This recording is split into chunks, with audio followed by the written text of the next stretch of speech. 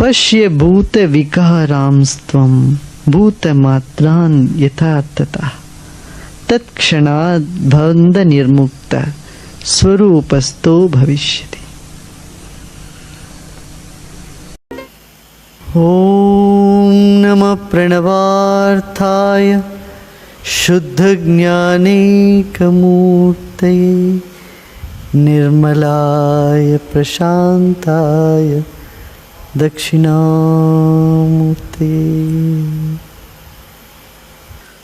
अभी इसी वक्त तुम मुक्त हो। मगर इसमें यदि लगा, एक मगर लगाया। यदि देहम पृथक्कृत्या चिति विश्राम्य तिष्ठति। इसी वक्त यदि हम अपना देह से अलग मानते हुए अपने आप में, अपने चैतन्य में, चैतन्य सत्ता में विश्राम करते हैं। चैतन्य का उदय विश्राम से होता है, करने से नहीं। करते इसीलिए कि विश्राम हो सकते, लेकिन बिना किए हुए रजोगुण शांत नहीं होता। हमारे भीतर जो रजोगुण है वो तमोगुण को शांत करने के लिए, तमोगुण से बाहर निकलने के लिए रजोगुण, और रजोगुण जब शांत होता है तब सतगुण जागता है। तो रजोगुण तमोगुण में जो उलझे रहते हैं तब हमको कुछ करना पड़ता है। इसीलिए भगवान श्री कृष्ण ने कहा आरुरोक्षोर मुनेर योगम कर्म कारणम उच्यते।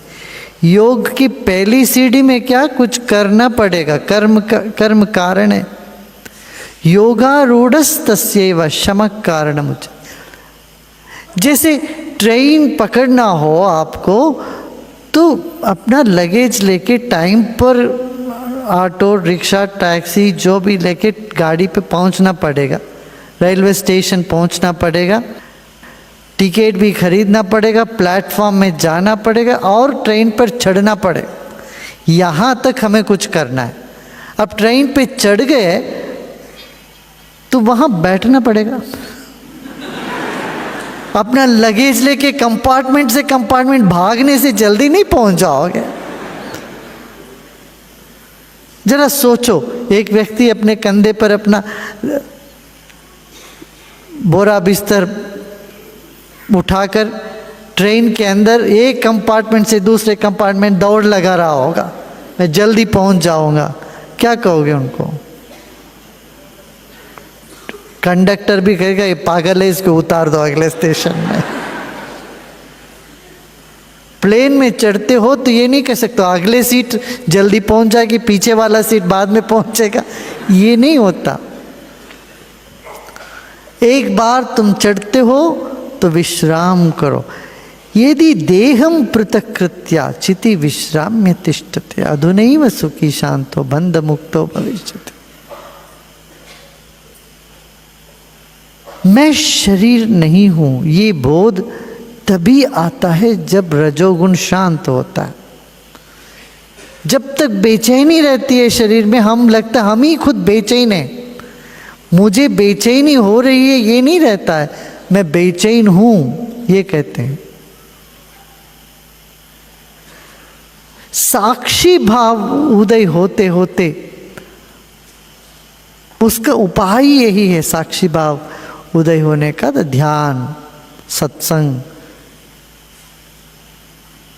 सेवा, इससे जो साक्षी भाव जो उदय होते,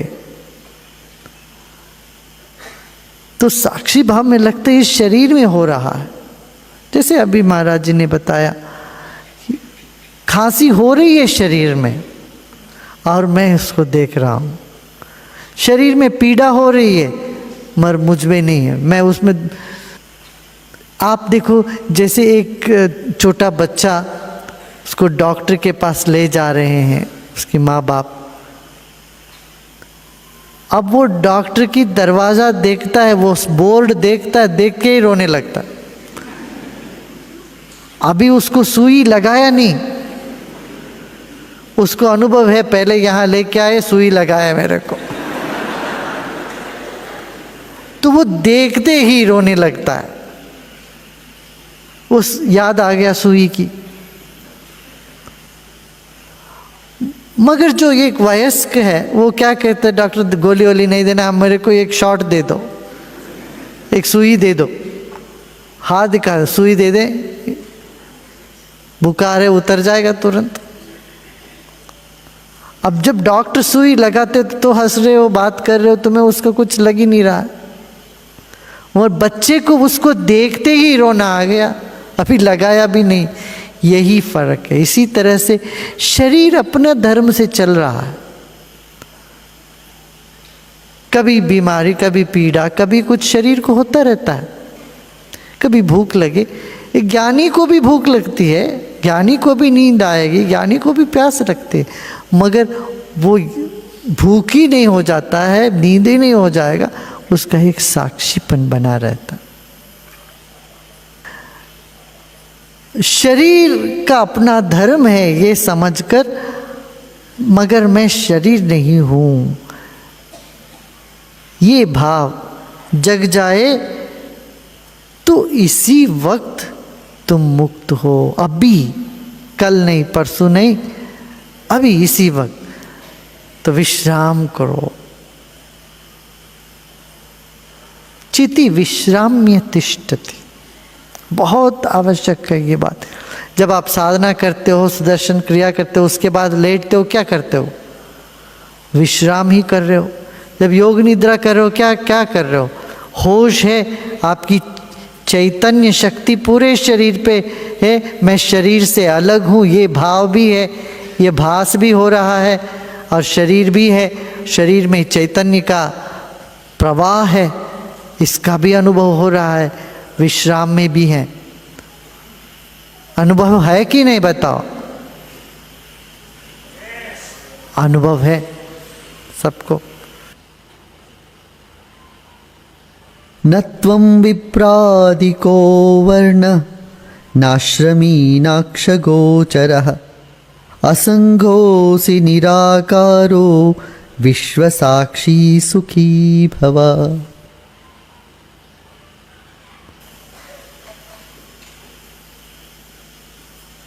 हम अपने बुद्धि में ये बिठा देते हैं मैं कुछ हूँ,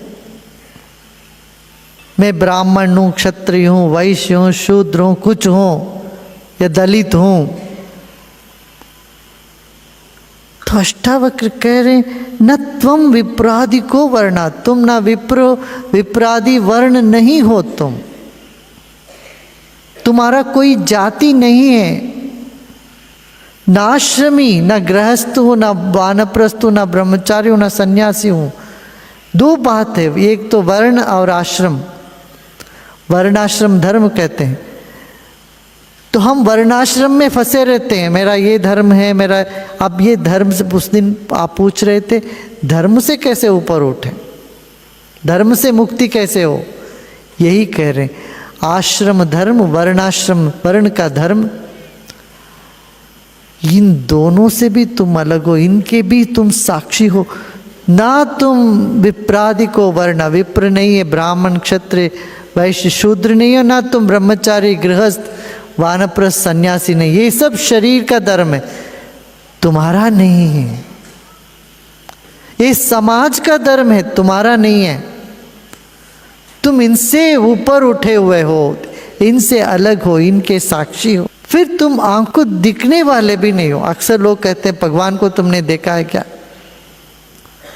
भगवान को देखने की चेष्टा में हम लगे रहते हैं। हमारे देश में ये बहुत बड़ी समस्या है, सब भगवान को देखने की चेष्टा में लगे रहते हैं। आत्मदर्शन एक शब्द आ गया तो सब आत्मा कैसा है देखो, एक लाल गोल बना हो या कुछ बोलते हैं ये उतर रही है आत्मा।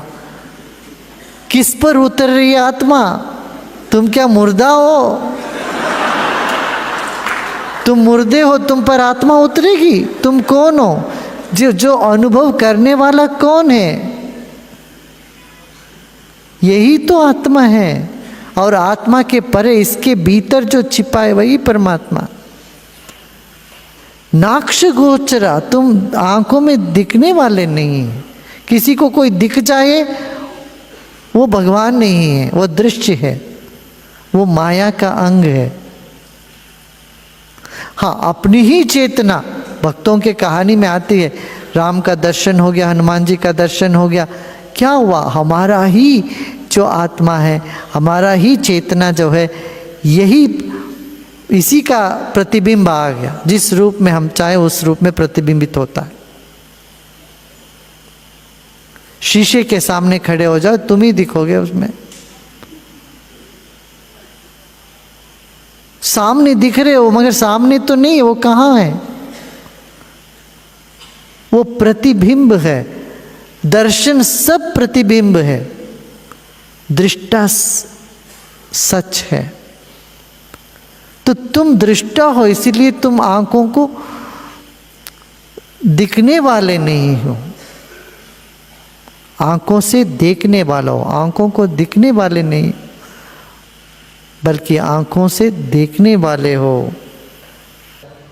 असंगोऽसि निराकारो विश्वसाक्षी सुखी भव। जब आप रेलगाड़ी में जाते हो, आपको लगता है कि सब संसार चल रहा है, हम बैठे हुए हैं, लगता है कि नहीं है? झांके देखो कितनी तेजी से पेड़े जा रहे हैं, धरती जा रही है, सब कुछ चल रही है, लगता है ऐसे सब कुछ घूम रहा है, और हम बैठे हैं। इसी तरह से हमको लगता है सब कुछ बदल रहा है, सब कुछ परिवर्तनशील है चारों ओर,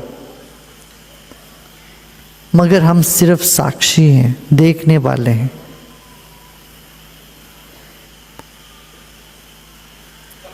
हमारे होने मात्र से सब कुछ हो रहा है।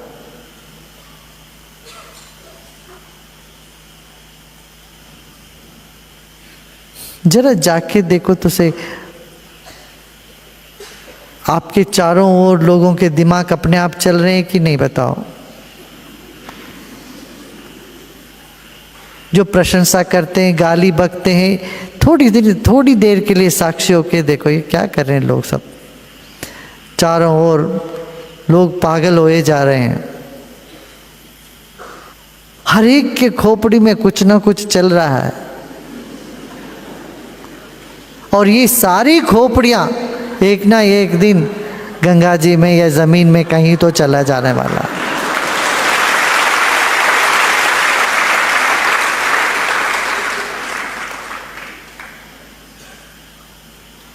कितना विचित्र बात है। 7 अरब खोपड़ियां हैं इन देश में, इतने सारे मन हैं, इतने सारे विचार, और घड़ी घड़ी पर विचार बदल रहे हैं। क्या अद्भुत है। किसने क्या सोचा, किसने क्या समझा, किसने क्या बोला, किसे क्या फर्क पड़ता है इससे? तुम साक्षी हो, तुम कूटस्थ हो। पहाड़ जैसे पहाड़ है, उसकी चारों ओर जितने चिड़िया घूमेगी, जितने पेड़ उगे, पहाड़ को क्या होता है?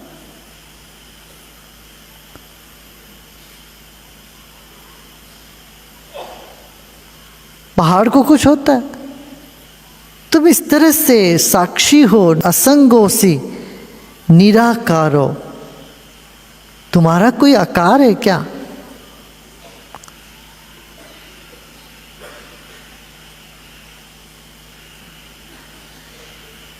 आकार तो बदलने वाले होते हैं, आकार कभी एक हो नहीं सकता।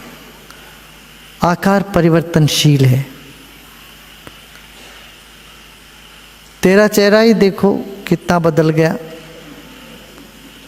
साधना करने के बाद देखो क्या चमक आ गया इस चेहरे में। लोग पूछते हैं कि नहीं तुम्हें? हाँ, बोलते तुमने क्या किया, तेरे चेहरे में इतना चमक कैसे आ गया?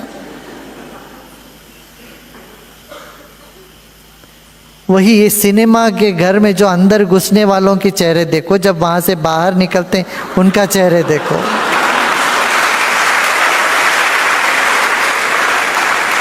अच्छा खासा आदमी खिला हुआ मस्त अंदर घुसा, बाहर निकला तो थके मारे मरे पीटे निकल रहा। 3 घंटे वहाँ बिता के अपना चेहरे को थका करके, दिमाग को थका करके, खराब करके लेकर वहाँ।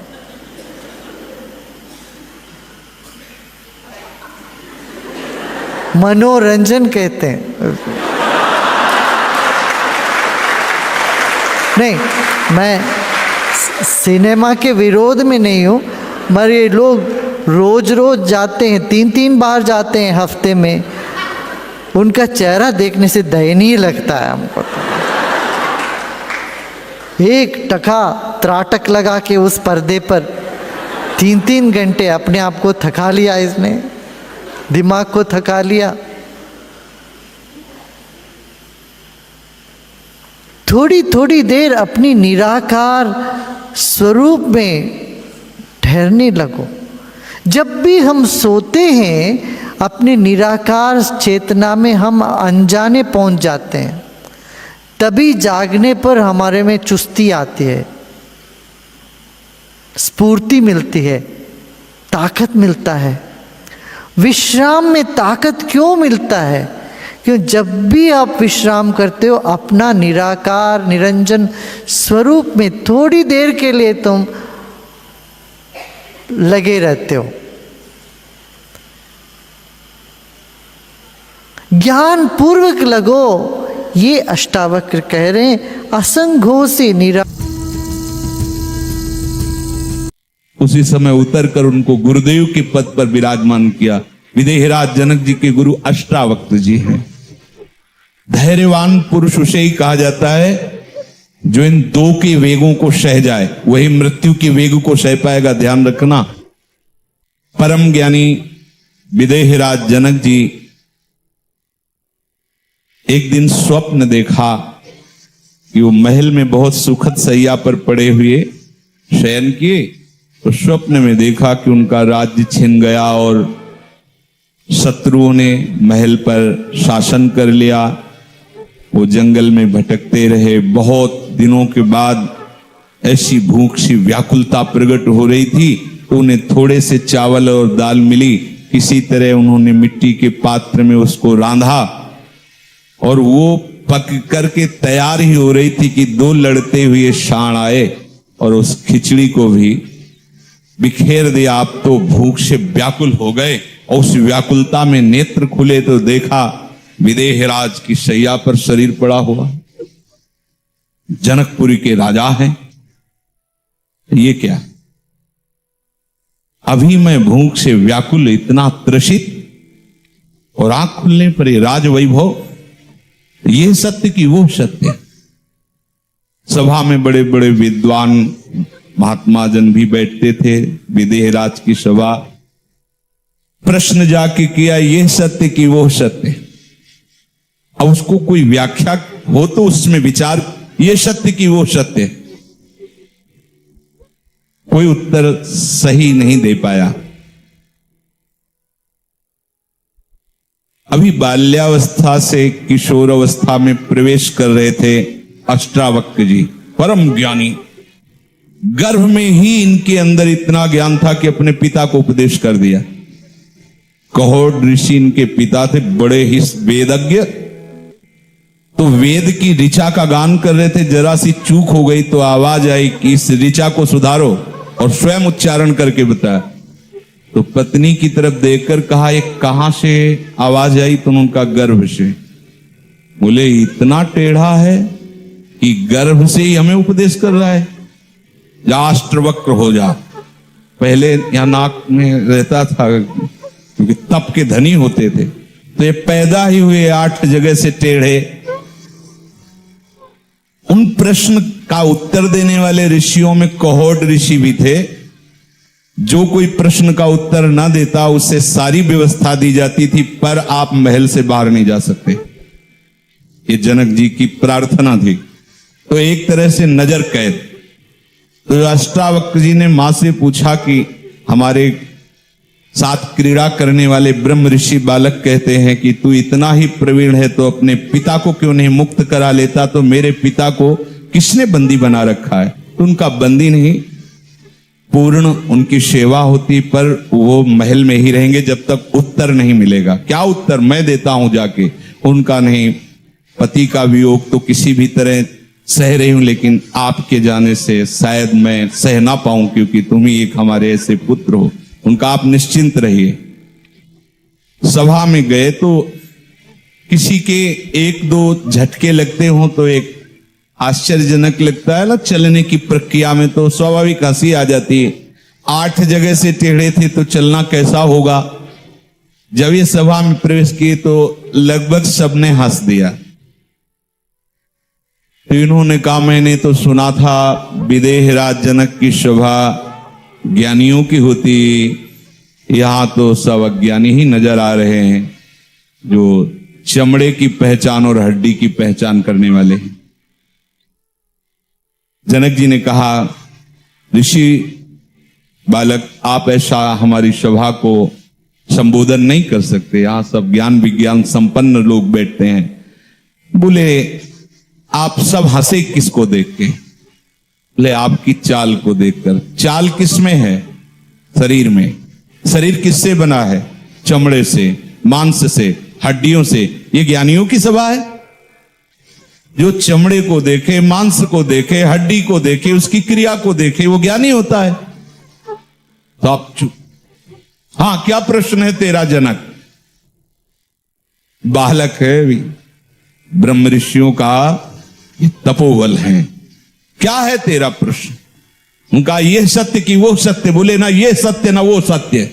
जब तू जागृत में था तब स्वप्नावस्था असत्य प्रतीत हुई, जब तू स्वप्नावस्था में था तब जागृत अवस्था का महत्व नहीं। जो एक क्षण में अपना महत्व खो दे वो सत्य कैसे हो सकता है? सत्य का कभी अभाव नहीं होता, सत्य सदैव विद्यमान रहता है। उसी समय उतर कर उनको गुरुदेव के पद पर विराजमान किया। विदेहराज जनक जी के गुरु अष्टावक्र जी हैं। जनक जी को श्री अष्टावक्र जी ने कहा, घोड़े की रकाब पर पैर रखकर बैठने में जितना समय लगता है उतने ब्रह्मबोध करा दूंगा। क्यों? क्योंकि पवित्र बुद्धि है, एकदम पवित्र। अष्टावक्र जी ने कहा, पवित्र और अपवित्र बुद्धि का बस इतना ही लक्षण है। जो बुद्धि शरीर और संसार को सत्य मान करके स्वीकार करती है, अपवित्र मलिन बुद्धि है।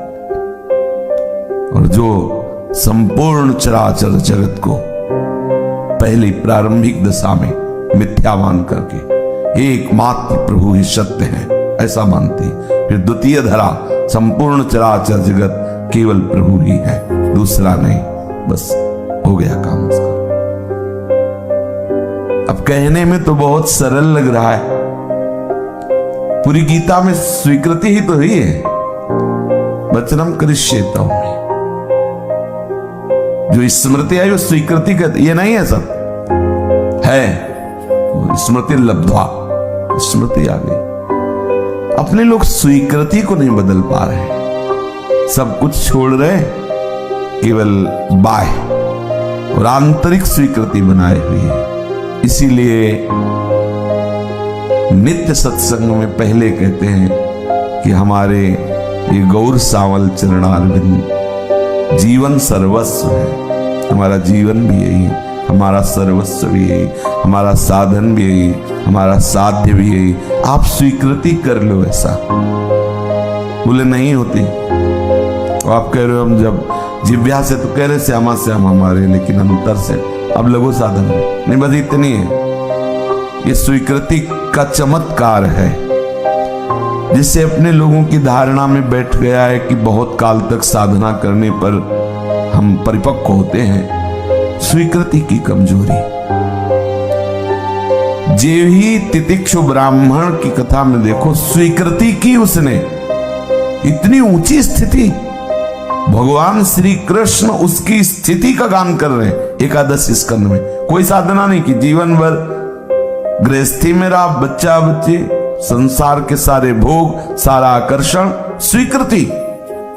समस्त दिशाओं के देवता साक्षी हैं, अब जो मेरा जीवन बचा है केवल प्रभु के लिए, सब कुछ सहूंगा, किसी से कुछ नहीं कहूंगा, केवल प्रभु की स्मृति। स्वीकृति इतनी जोर की हुई कि उसे लोग मारते पीटते सब।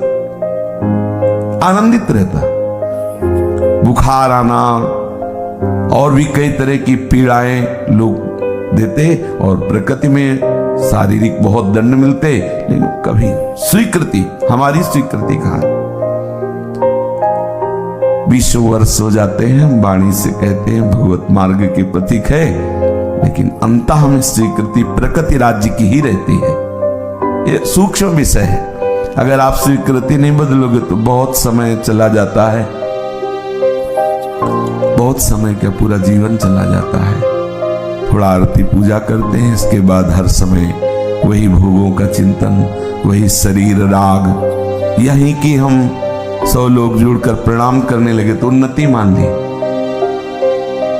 थोड़ा सा प्राकृतिक ऐश्वर्य बढ़ा तो उसे उन्नति भगवत कृपा मान ली। हो क्या रहा है? कहां की स्वीकृति की है? अगर आप प्रभु के चरणारविंद की स्वीकृति की तो उसकी उन्नति है कि कहीं कुछ भी आपका अपना न रह जाए, कहीं सांसारिक सुख का आकर्षण न रह जाए।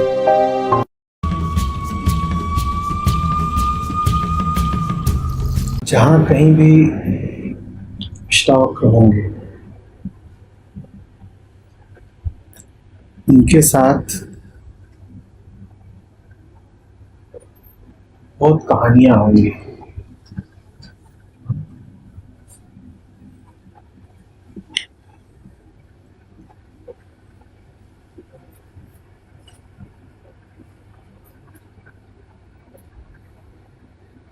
आम आदमी की एक जिंदगी, एक कहानी होती है।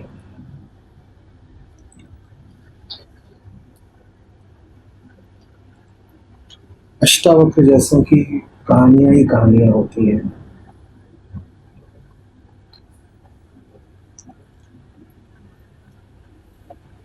कहीं इधर से कहीं उधर से, कभी ये बात कभी वो बात, कभी ये जादू कभी वो चमत्कार।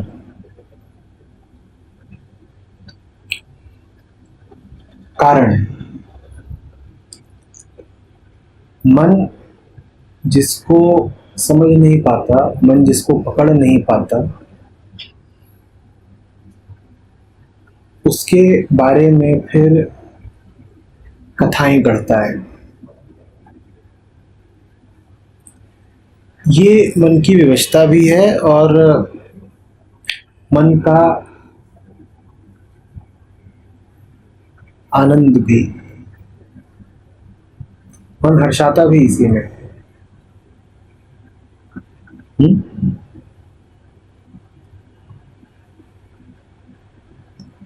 जो कुछ न हो उसके बारे में ही बहुत कुछ कहा जा सकता है।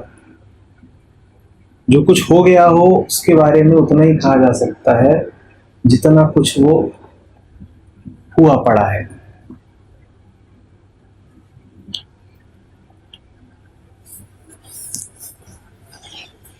जो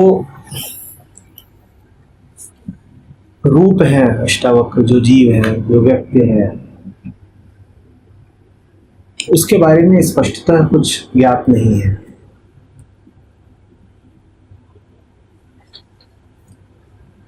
कोई कहता है कि कृष्ण पूर्व के थे, कोई कहता है उनकी गीता भगवद गीता के बाद की है, कुछ लोग उनका काल और बात कर रखते हैं आदिशंकर के आसपास का, और एक दो लोगों ने तो उन्हें मध्य युग में भी स्थापित कर दिया है। पर इन सबसे कोई फर्क पड़ता नहीं है।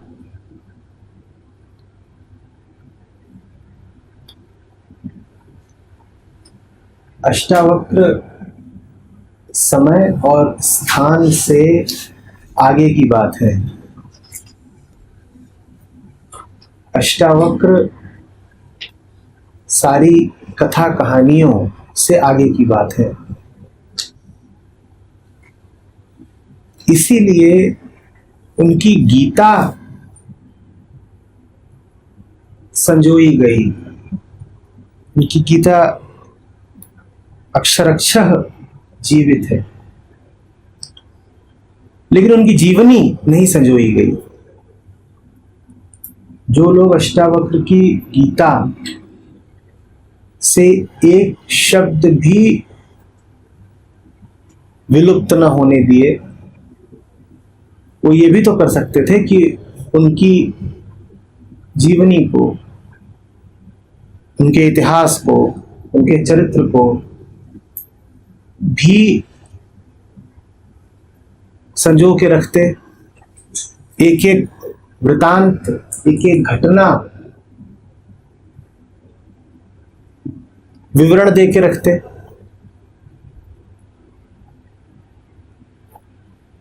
जिसकी महानता का ये पता था कि उसका गीत न विलुप्त होने पाए, उसकी जीवन गाथा को क्यों विलुप्त होने देते?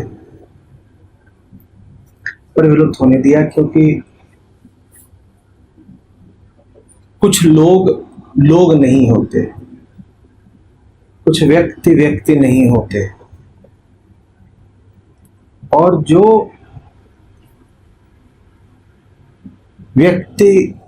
व्यक्तित्व की सीमाओं का अतिक्रमण कर गया हो, उसके जन्म स्थान की बात करना, उसके इतिहास की बात करना,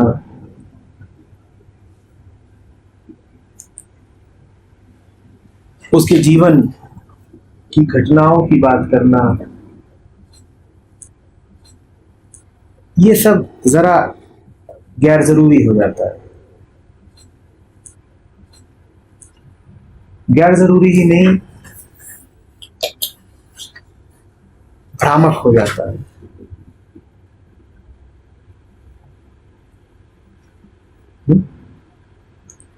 बहुत कहानियां अष्टावक्र से जुड़ी हुई, उन कहानियों में रस है। वो सब कहानियां कुछ ना कुछ संदेश देती हैं।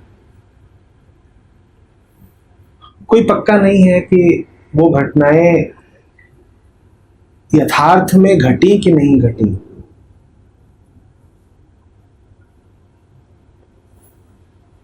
लेकिन फर्क नहीं पड़ता। उन घटनाओं से हमें एक झलक मिलती है, उन घटनाओं से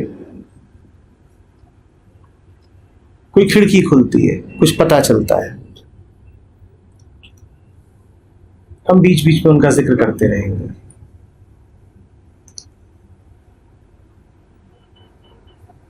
हालांकि हम घटनाओं का जिक्र करते रहेंगे,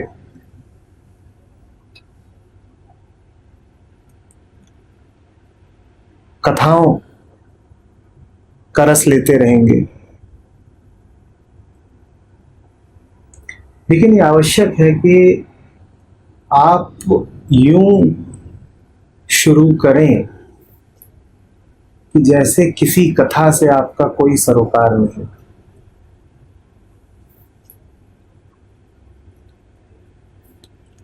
आप यूं शुरू करें जैसे अष्टावक्र से आज पहली बार मिल रहे हैं। आप यूं शुरू करें जैसे आप अष्टावक्र नाम से भी परिचित न हो, कुछ नहीं जानते आप।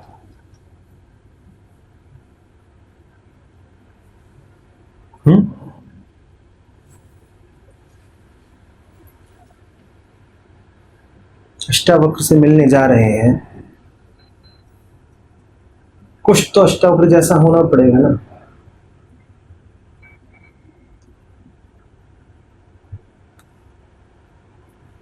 वो अगर चौथे तल पे रहते हो तो आप पहले तल पे रह के उनसे कैसे कर पाएंगे मुलाकात? किसी के चरण भी स्पर्श करने हो तो भी उसी के तल पर जाना पड़ता है।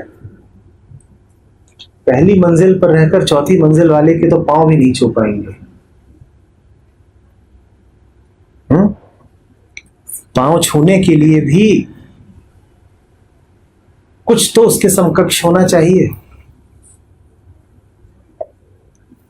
झुकने के लिए भी कुछ तो पात्रता चाहिए।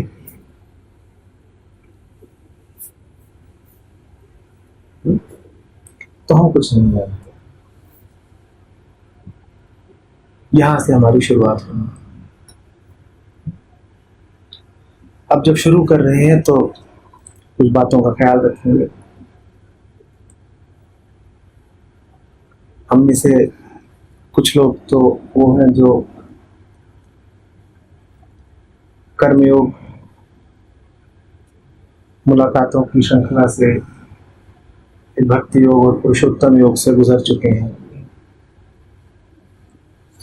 तो वो जानते हैं कि कैसे आगे बढ़ना है, कैसे नहीं। कुछ लोग नए हैं।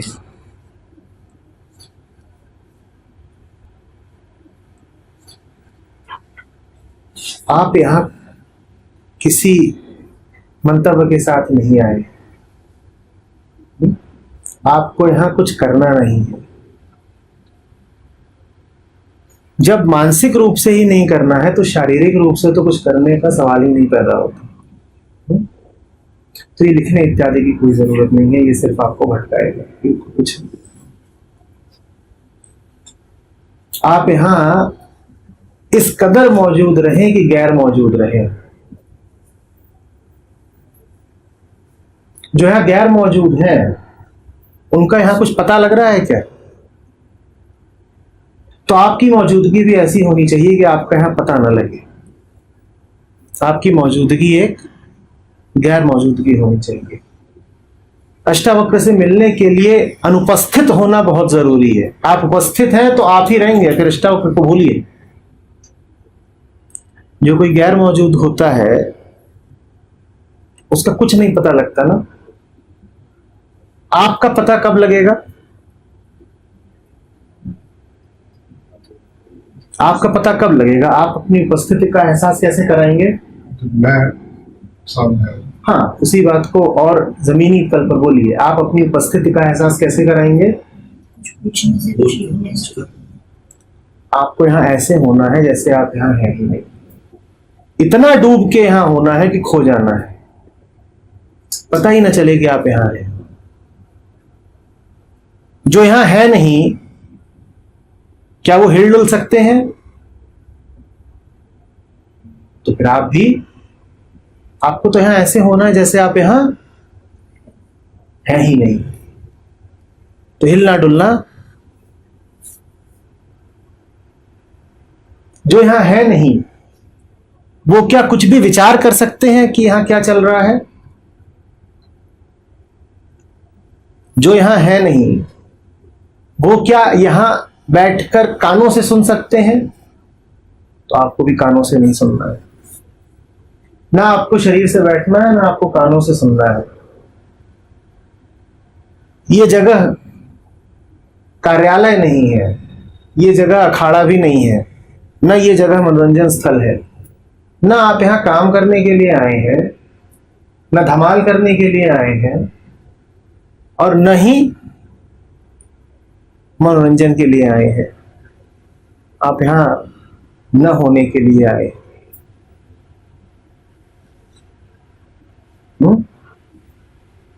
जानती है खूब न होना।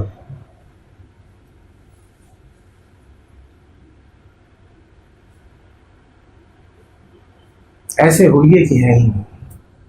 आप जितना होएंगे अष्टावक्र को उतना होएंगे। मत होइए,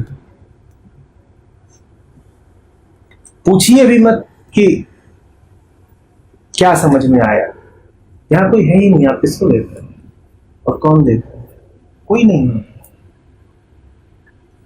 आपकी सारी चेष्टाएं आपको दूर ही कर देंगे अष्टावक्र से। मत करिए चेष्टा।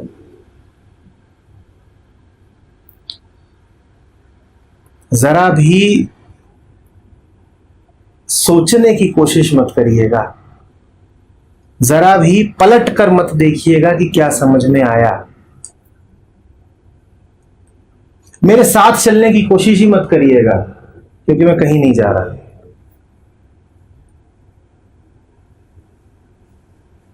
कोई कहीं ना जा रहा हो और आप उसके साथ चलने की कोशिश करें तो उसके या तो आगे निकल जाएंगे या पीछे कहीं निकल जाएंगे। मुझे कहीं जाना नहीं, कुछ छूट नहीं रहा। बिल्कुल आश्वस्ति के साथ, ठंडक के साथ बैठे। कोई संचय नहीं करना है आपको, कोई घड़ी नहीं चल रही है, 2 घंटे के बाद आपको कोई हिसाब नहीं करना है कि कितना कमाया।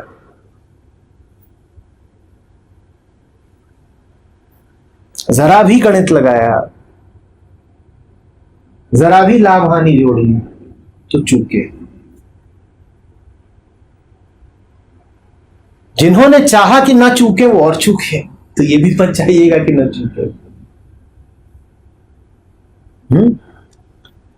मौसम अच्छा है, शाम का समय है, अष्टावक्र है ठीक है, आप चैन से बैठे। ये बैठक है, आप यहां बस बैठने आए हैं, बैठिए और गायब हो जाइए।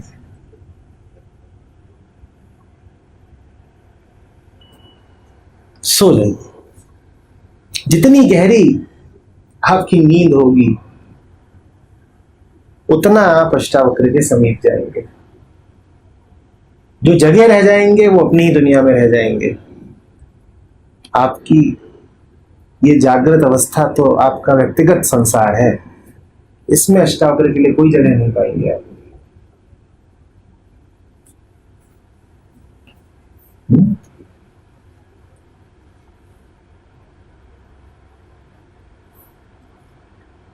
तो ये छोड़िए कि अष्टावक्र कौन है, ऐसे बैठिए कि आपको यही नहीं पता कि आप कौन है।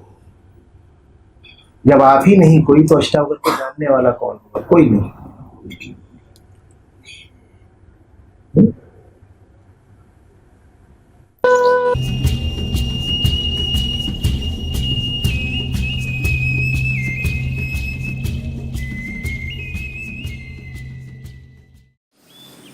एक बहुत ही सुंदर घटना है जो अष्टवक्र के आसपास घटी। जब जनक महाराज को आत्मज्ञान प्राप्त हुआ, यह बहुत दुर्लभ है एक राजा का आत्मज्ञानी होना। यह सिर्फ दुर्लभ ही नहीं बल्कि बहुत बढ़िया बात भी है, क्योंकि एक आत्मज्ञानी शासक प्रजा के लिए बहुत बड़ी बात है। इससे बेहतर कोई आशीर्वाद नहीं है। तो जब ऐसा हुआ तो उनके गुरु अष्टवक्र ने, गुरु वैसे भी हमेशा कठिन ही होते हैं, जैसे ही आपको लगेगा कि आपको आपका मार्ग मिल गया, वो बोलेंगे कि ये मार्ग सही नहीं है। जब जनक को लगा कि उनका आत्मज्ञान हो गया और बस यही सब कुछ है, अष्टवक्र ने कहा यह सब कुछ नहीं है, तुम्हें वापस जाकर अपने राज्य पर शासन करना होगा। शायद तुम्हें यह नहीं चाहिए, लेकिन बात वो नहीं है। बात यह है कि लोग इस योग्य हैं कि उन्हें एक आत्मज्ञानी राजा मिले। तो जनक को जब भी समय मिलता था वो अष्टवक्र से मिलने उनके आश्रम में चले जाते थे, जो कि घने जंगलों में था। तो जनक अक्सर आश्रम जाया करते थे। स्वाभाविक रूप से, चूंकि गुरु अकेले लोग होते हैं,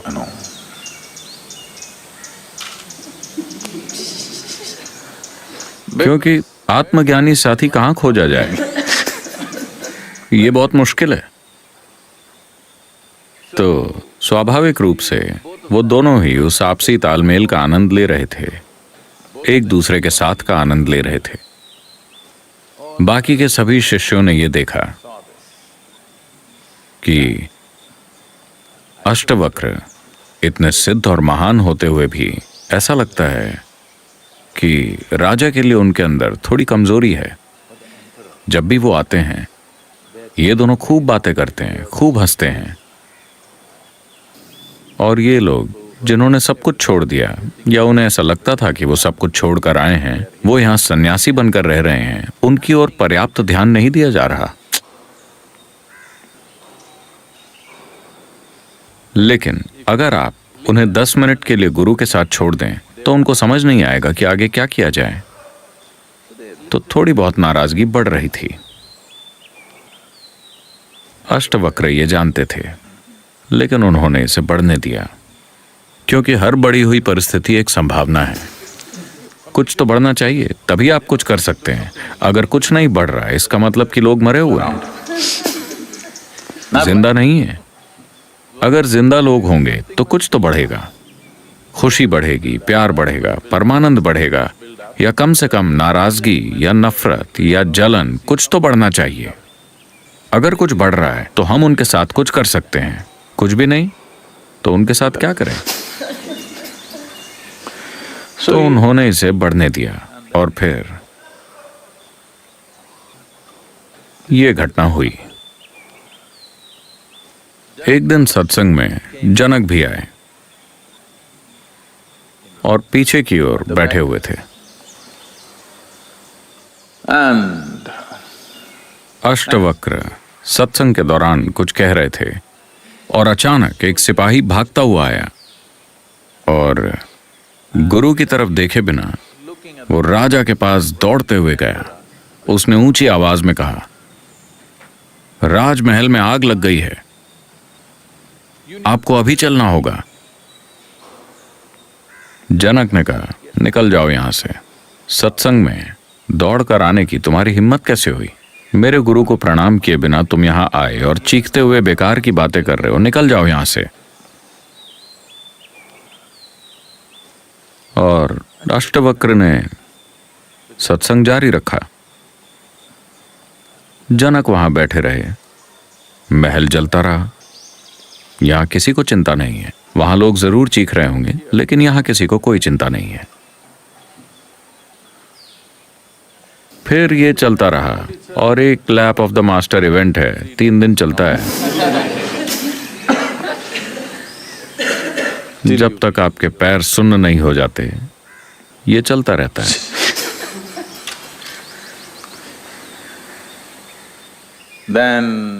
ये चलता रहा और एक लड़का जो आश्रम के काम करता था भागता हुआ सत्संग में आया और बोला, बंदरों के झुंड ने ब्रह्मचारियों के कपड़ों के साथ तबाही मचा रखी है।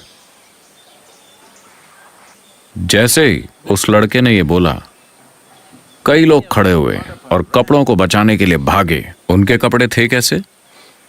कोई डिजाइनर कपड़े तो थे नहीं। हाँ, उसे डिजाइन तो किया गया था, लेकिन वो सिर्फ एक लंगोट थी, कपड़े का एक टुकड़ा। उन कपड़ों को बचाने के लिए वो दौड़े और उन्होंने बंदरों को वहां से भगाया और जितने भी कपड़े वो बचा सकते थे उन्होंने बचा लिया और फिर वापस आ गए। तो अष्टवक्र ने सत्संग जारी रखा और फिर उन्होंने कहा, यहां एक राजा मौजूद है जिसका महल दौलत और लोगों से भरा हुआ है। सिर्फ पैसे और कीमती सामान ही नहीं, वहां लोग भी हैं, वो लोग जो इनके लिए मायने रखते हैं। महल जल रहा है, लेकिन उन्हें चिंता है कि कहीं सत्संग की लय न टूट जाए। तुम दावा करते हो कि तुमने जीवन में हर चीज छोड़ दी है, कपड़े के एक टुकड़े के लिए तुम बिना कुछ सोचे समझे बाहर भाग गए, मेरी तरफ देखा भी नहीं, कपड़े के एक टुकड़े को बचाने के लिए। नहीं, हमारे पास सिर्फ 2 ही हैं, एक हमने पहन रखा है, एक वहां है। अगर बंदर उसे ले गए तो हम क्या करेंगे? तो राजा की तुलना में हम अधिक जरूरतमंद हैं। राजा अपने लिए एक और महल भी बनवा सकता है, लेकिन हम लोग। आप आदम से कुछ सीख सकते हैं। पेड़ों में आदम के बहुत सारे अंडरवेयर लटक रहे हैं।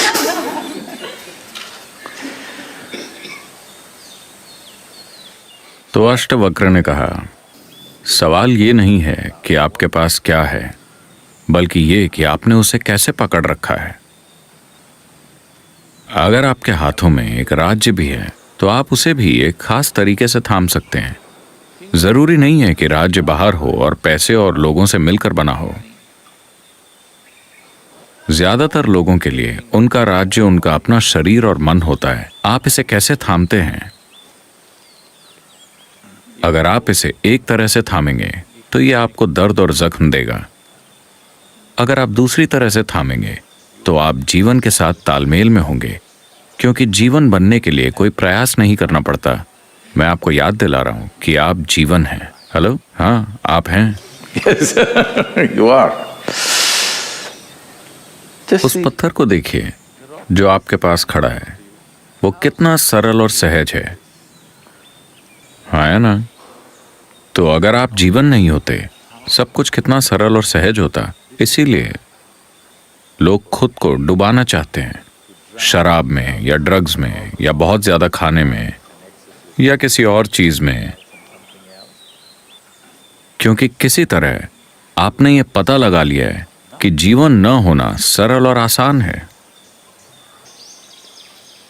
अगर आप बहुत जीवंत न हो तो ये बहुत सरल और आसान है। आप बस कहीं एक चट्टान की तरह बैठ सकते हैं।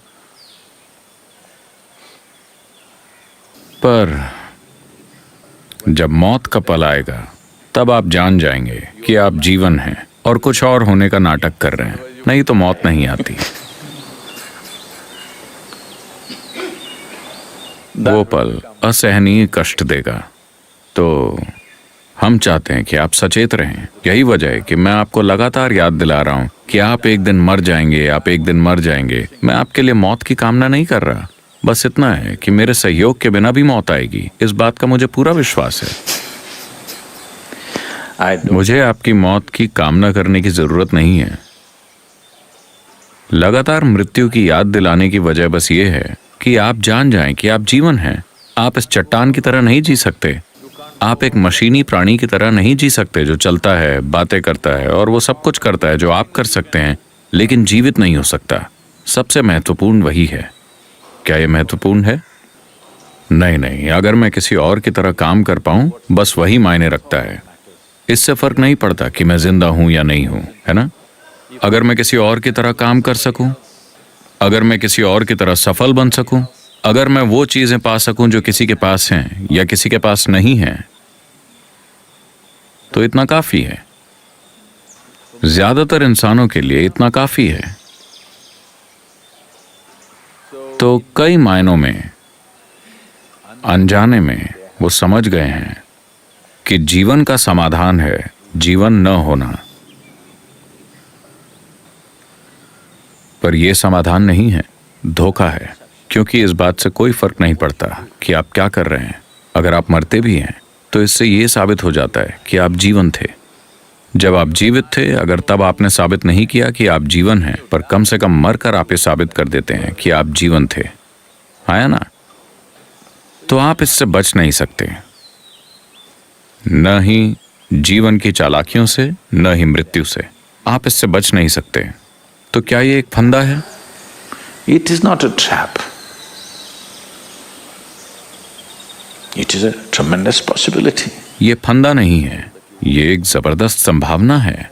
जिस मिट्टी पर आप चलते हैं वो जीवन बनना चाहती है। अगर इच्छा ना होती तो वो पेड़ बनकर खड़ी ना होती। जो चीज जीवन नहीं है वो जीवन बनने की इच्छा रखती है, नहीं तो ब्रह्मांड में कुछ नहीं होता। हर चीज चाहती है जीवन बनना और जीवन का शिखर बनना। आप इसे विकास की प्रक्रिया कह सकते हैं या जो चाहे कह सकते हैं, लेकिन मूल रूप से हर चीज जो जीवन नहीं है वो जीवन बनना चाहती है। हर वो चीज जो जीवन है उसकी चाहत है और भी ऊंचा जीवन बनना। ये कोई शिक्षा नहीं है, न ही कोई धर्म ग्रंथ है, न ही किसी की विचारधारा है। जीवन हमेशा से ही ऐसा है। ये इच्छा मौजूद होती है। इसे शांत करने का एक ही तरीका है, जीवन न बनने का नाटक करना या आत्मज्ञान प्राप्त कर लेना। ये दोनों तरीके एक ही काम करेंगे।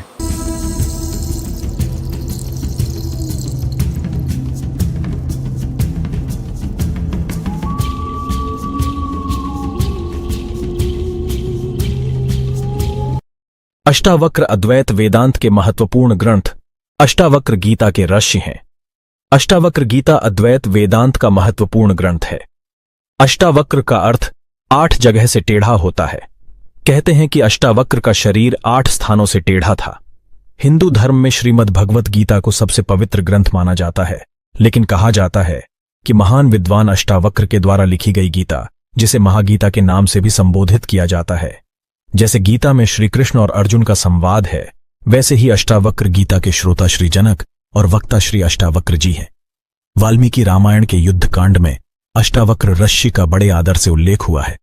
रावण वध के पश्चात देवराज इंद्र के साथ राजा दशरथ अपने प्रिय पुत्र श्री राम से मिलने आते हैं।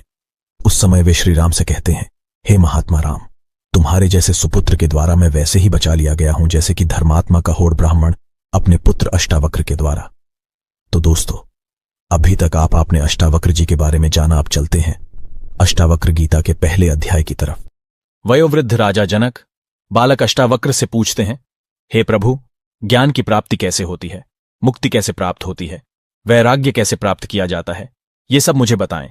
श्री अष्टावक्र उत्तर देते हैं, यदि आप मुक्ति चाहते हैं तो अपने मन से विषयों, वस्तुओं के उपभोग की इच्छा को विष की तरह त्याग दीजिए।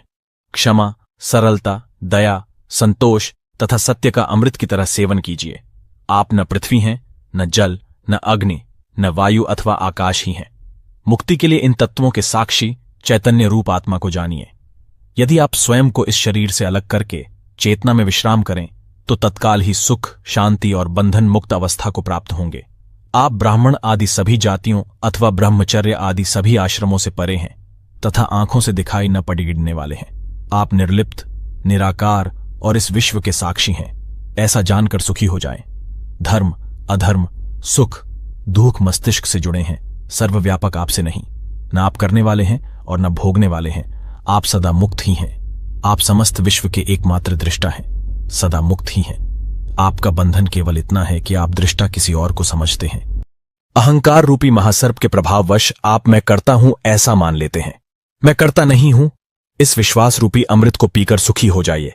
मैं एक विशुद्ध ज्ञान हूं, इस निश्चय रूपी अग्नि से गहन अज्ञान वन को जला दें।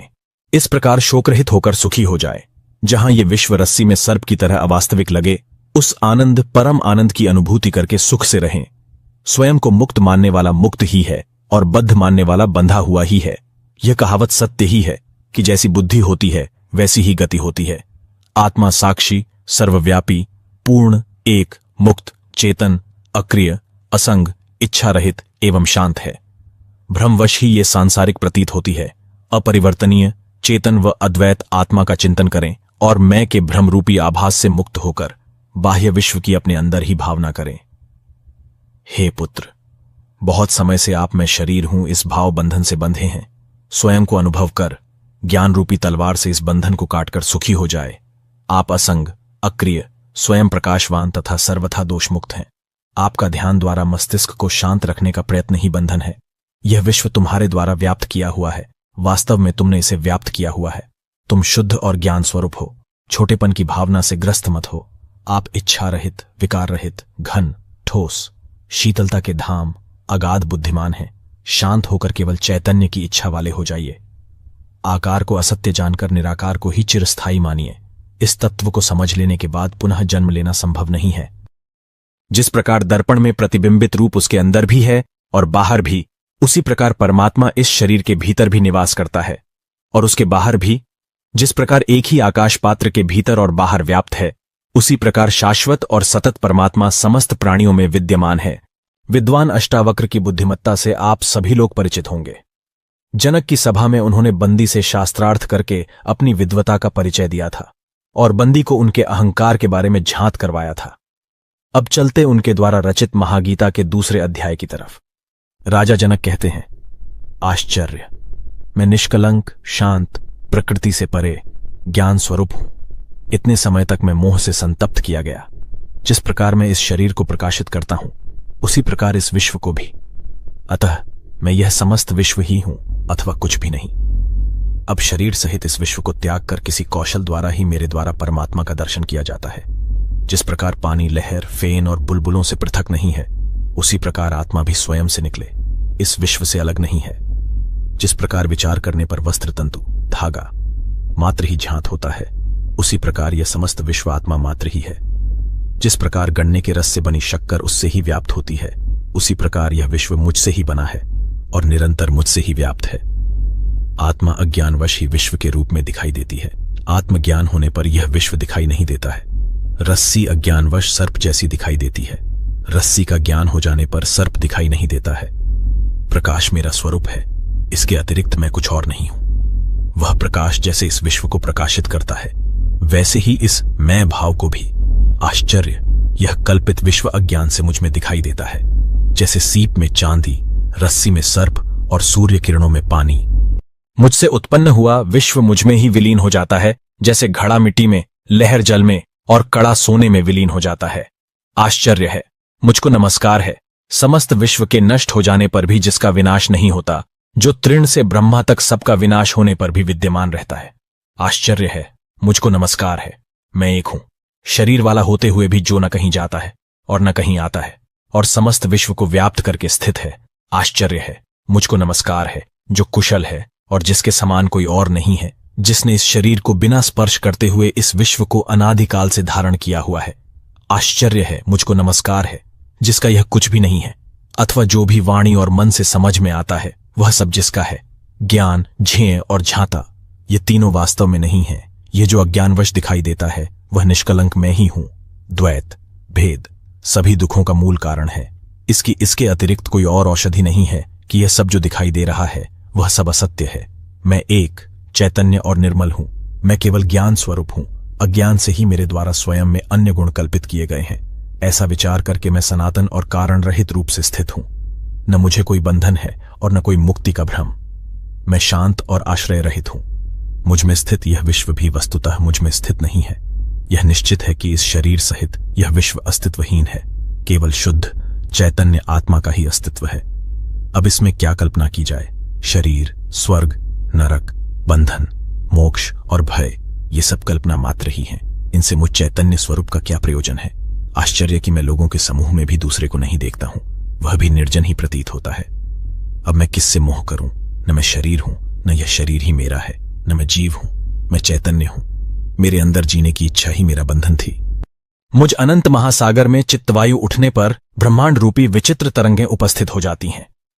मुझ अनंत महासागर में चित्तवायु के शांत होने पर जीव रूपी वणिक का संसार रूपी जहाज जैसे दुर्भाग्य से नष्ट हो जाता है। आश्चर्य, मुझ अनंत महासागर में जीव रूपी लहरें उत्पन्न होती हैं, मिलती हैं, खेलती हैं और स्वभाव से मुझ में प्रवेश कर जाती हैं। अष्टावक्र गीता 3 अध्याय। अष्टावक्र कहते हैं, आत्मा को अविनाशी और एक जानो। उस आत्मज्ञान को प्राप्त कर किसी बुद्धिमान व्यक्ति की रुचि धन अर्जित करने में कैसे हो सकती है? स्वयं के अज्ञान से भ्रमवश विषयों से लगाव हो जाता है। जैसे सीप में चांदी का भ्रम होने पर उसमें लोभ उत्पन्न हो जाता है। सागर से लहरों के समान जिससे यह विश्व उत्पन्न होता है वह मैं ही हूं, जानकर तुम एक दीन जैसे कैसे भाग सकते हो? यह सुनकर भी कि आत्मा शुद्ध, चैतन्य और अत्यंत सुंदर है, तुम कैसे जननेन्द्रिय में आसक्त होकर मलिनता को प्राप्त हो सकते हो? सभी प्राणियों में स्वयं को और स्वयं में सब प्राणियों को जानने वाले मुनि में ममता की भावना का बने रहना आश्चर्य ही है। एक ब्रह्म का आश्रय लेने वाले और मोक्ष के अर्थ का ज्ञान रखने वाले का आमोद प्रमोद द्वारा उत्पन्न कामनाओं से विचलित होना आश्चर्य ही है। अंत समय के निकट पहुंच चुके व्यक्ति का उत्पन्न ज्ञान के अमित्र काम की इच्छा रखना, जिसको धारण करने में वह अत्यंत अशक्त है, आश्चर्य ही है। इस लोक और परलोक से विरक्त, नित्य और अनित्य का ज्ञान रखने वाले और मोक्ष की कामना रखने वालों का मोक्ष से डरना आश्चर्य ही है।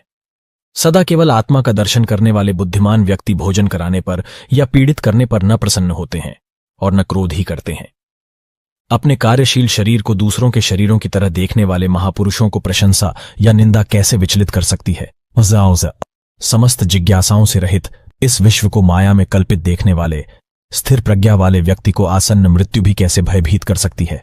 निराशा में भी समस्त इच्छाओं से रहित स्वयं के ज्ञान से प्रसन्न महात्मा की तुलना किससे की जा सकती है? स्वभाव से ही विश्व को दृश्यमान जानो, इसका कुछ भी अस्तित्व नहीं है।